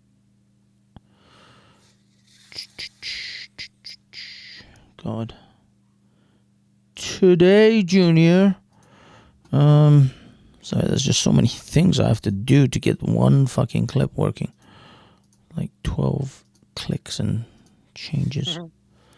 Okay, you can see what I can see, and everybody else can see it too. There's trauma and then there's stress. Stress. Okay, hold on. As a single. There's trauma and then there's stress. Stress is situational. How you know something is trauma is their response is disproportionate to the scenario. That suggests that there is a pre-existing wound. Something's happened before you came along that's made them hypersensitive about the situation, and their response is disproportionate. So whenever somebody's response is disproportionate to the scenario, there's potentially a wound. For me personally, all the holistic kind of things don't necessarily work on me. For me, the only way to outdo trauma is to make better decisions in life. Your trauma is kind of going to be always leading you to self-destructive paths. Your trauma is going to teach you to live for today and not worry about tomorrow. It's going to tell you to just indulge. But when you stop and you start valuing yourself and making good, effective decisions, you're going to beat that trauma. There's trauma and then there's stress. Okay, that's it. It's repeating now.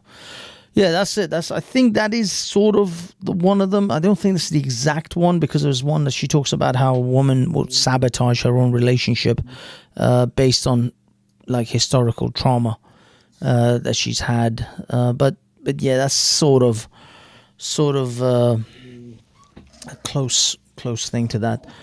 I mean, if you're going to learn about narcissism, right? So I spent a lot of time listening to Sam Vaknin, right, who's basically a leading professor in the field of narcissism, right? He's actually a self-proclaimed narcissist, right?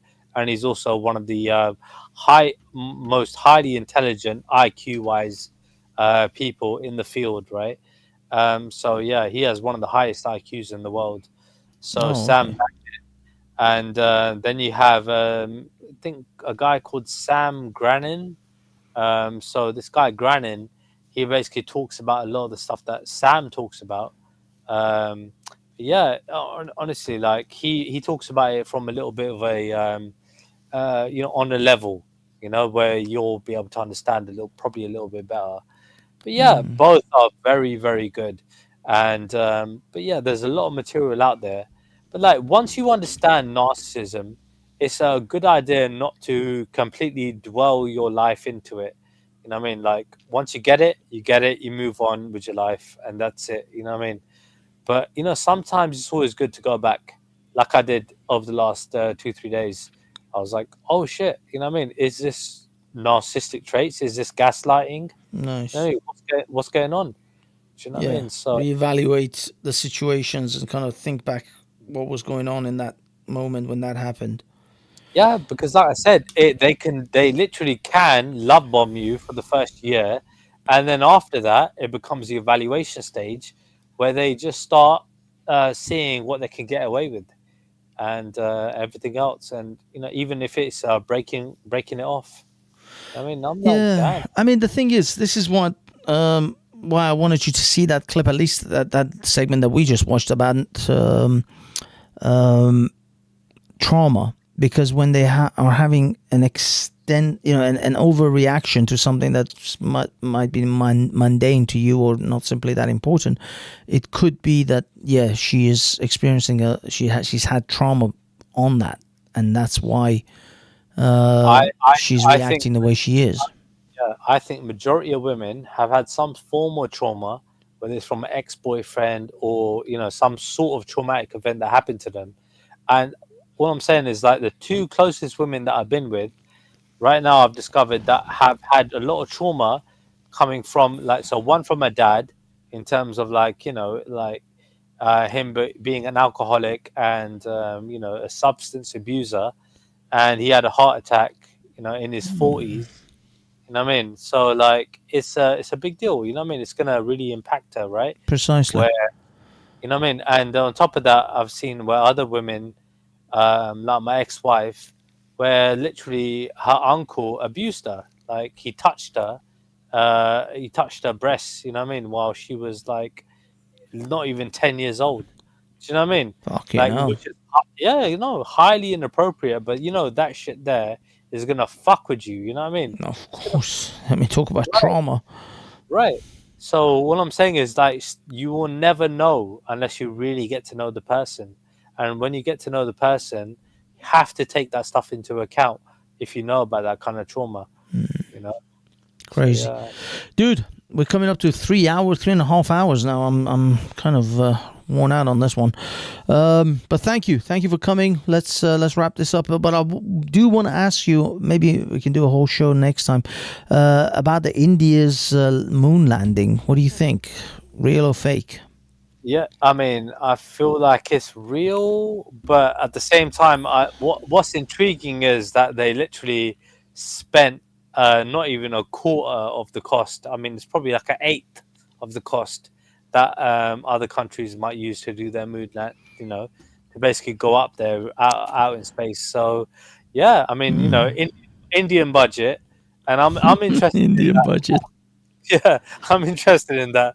We spent like 20 rupees to go into space. Brilliant. No, but I mean, technically speaking, with all the modern advances, like, America had to literally, it costs a lot more to innovate than it is to simply replicate. So all the stuff that America had to invent, they had to invent computers, for crying out loud, and all sorts of other things, the technologies to be able to land on the moon and then take off again. So these were all groundbreaking. So of course, in that scenario, it's going to cost a hell of a lot more. Now, I don't know how much has China landed on the moon at all? Have they landed anything on the moon? Well, look, yeah, they're basically saying it costs like 2 billion, right, to basically land on the moon, right? Whereas India done it on 0.4. You know what I mean? In comparison, right? So they cost 0.4, as in 4 million? 400 million, right? 400 million, okay. Right. So in comparison, so that's a massive saving. I mean, it looks like basically like Liverpool Football Club trying to fucking save money on their transfers. You get me? So, That's crazy. That's compared to like Chelsea spending billions. Literally, they got £1 billion fucking pound club.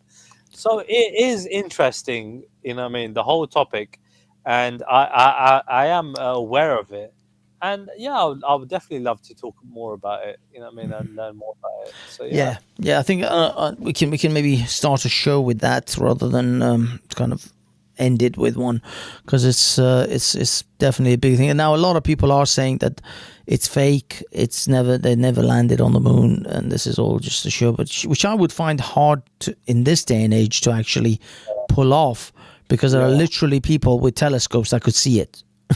It's the thing. I mean, look, America, right? I basically said that they can't replicate their moon landing because they lost the data that they had in the 60s or whenever they went there, compared to like in today's time. So they're saying they can't replicate the moon landing. But this is extraordinary. I mean, We're talking about a superpower with NASA that can't basically land on the moon, but India and China and everybody else. Well, yeah, I mean, I don't really know if America is. I don't think they have the political or the financial will to do that again, because there isn't any a return on that. You know what I mean? I think what America is effectively doing is, when it comes to things like low orbit rocket launches, launches to the IIS, and also probably the moon, they're mostly going to leave that to the commercial world. They're going to leave it to Elon Musk and Bezos and all these guys. If they can find a commercial reason to do that, to fly to the moon, then let them do it. Let them pick up the check. It's all really and truly like, I mean, there's so much around that topic, like Area 47 and or whatever they call it. You know Area 51. I thought it was Area 51. 51. My bad. Yeah, got the numbers wrong. So Area 51. What's going on in Area 47? Now you got me fucking curious about Area 47. What the fuck is happening in Area 47? I don't know. But yeah, I don't know what's happening in 51. But yeah, this is the thing. I mean, for fuck's sake, like they got all these things out there, and we know that there's some shit out there. And yeah, I mean, all this news about aliens recently, and they're going to talk about it. I mean, what's going on? Do you know what I mean? Like, I believe that there is life out there, right? I do believe that. But I believe that these lot are basically. I watched one of your shows, right, where they talked about how some of these, advanced life forms are utilizing like things like the sun and this and that to utilize their basically, their energy. Yeah, for power, Dyson spheres. There's a level. Is it R2 or level 2 civilizations? Yeah. Right. So when it come down to it, I'm just like, I'm very fascinated and curious about it. And it was interesting listening to your show about it, right? Because I was like, oh, okay, I never really knew the technical definitions about it. But you know what? It's not inconceivable. You know what I mean? It's completely inconceivable. I believe that there is, look, the universe is literally unlimited, right? Literally. I mean, it's infinite.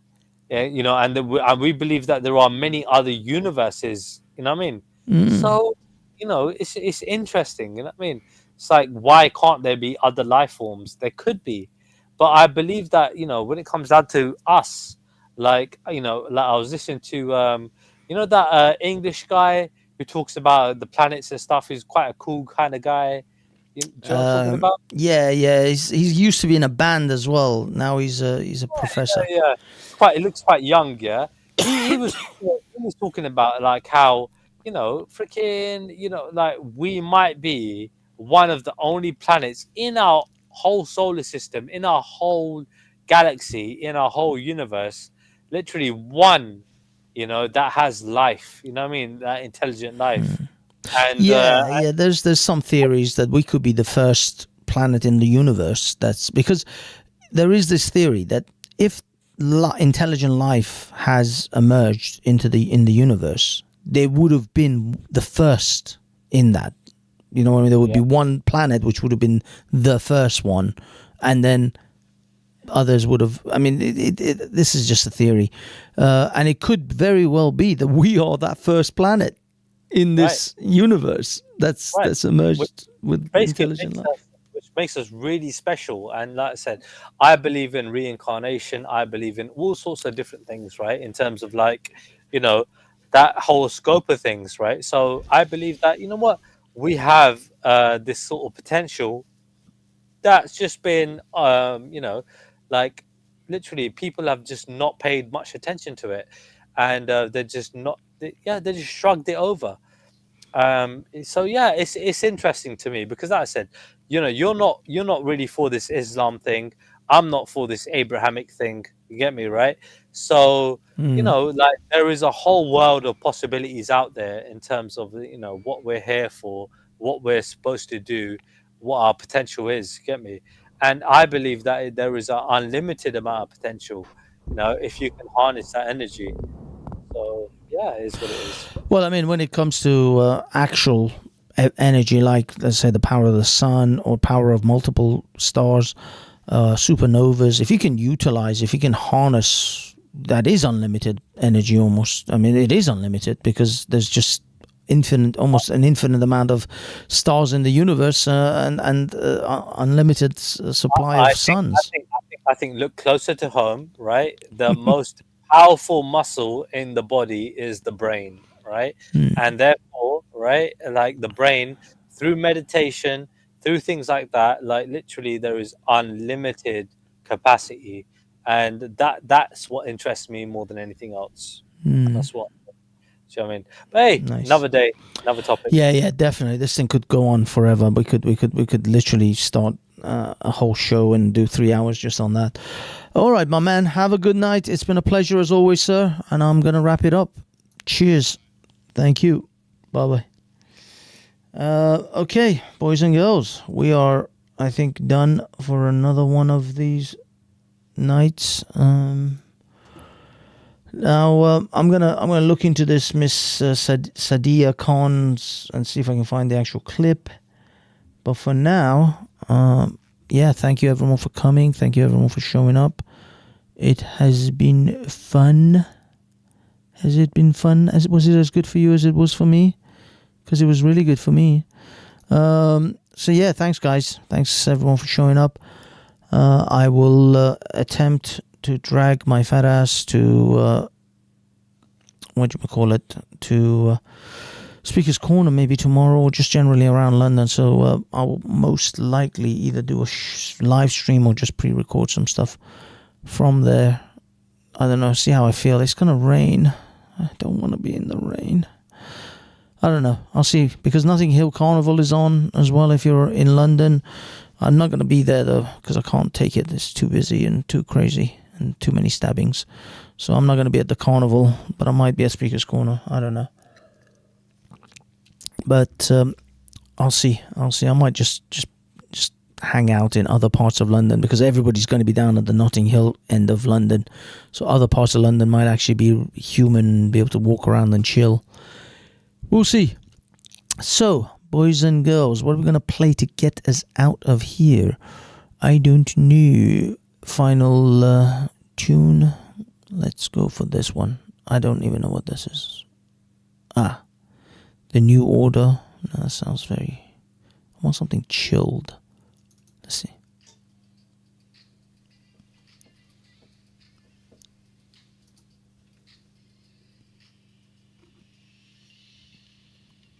Wait a minute. Can you guys hear this?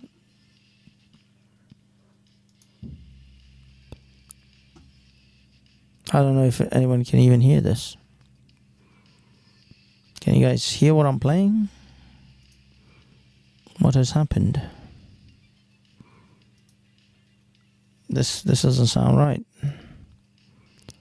Why is this not playing? Seems a bit odd. Sorry about this, guys. Here we go. All right. That seems to be playing. Okay, let's flip that over for a second. Let me see. Can you guys hear me? No. I don't understand. Why? Oh why? This is playing, but that is not playing. It's unusual. Okay, guys. I'm going to end it. Have a wonderful weekend. Enjoy the bank holiday if you're in the United Kingdoms. And don't forget to subscribe to Banksy Style Live. Like and subscribe on this channel. Also go to Hafez Reflex and like and subscribe there. For now, have yourself a wonderful weekend, boys and girls. I'm going to play this and hopefully it will actually play. Ciao.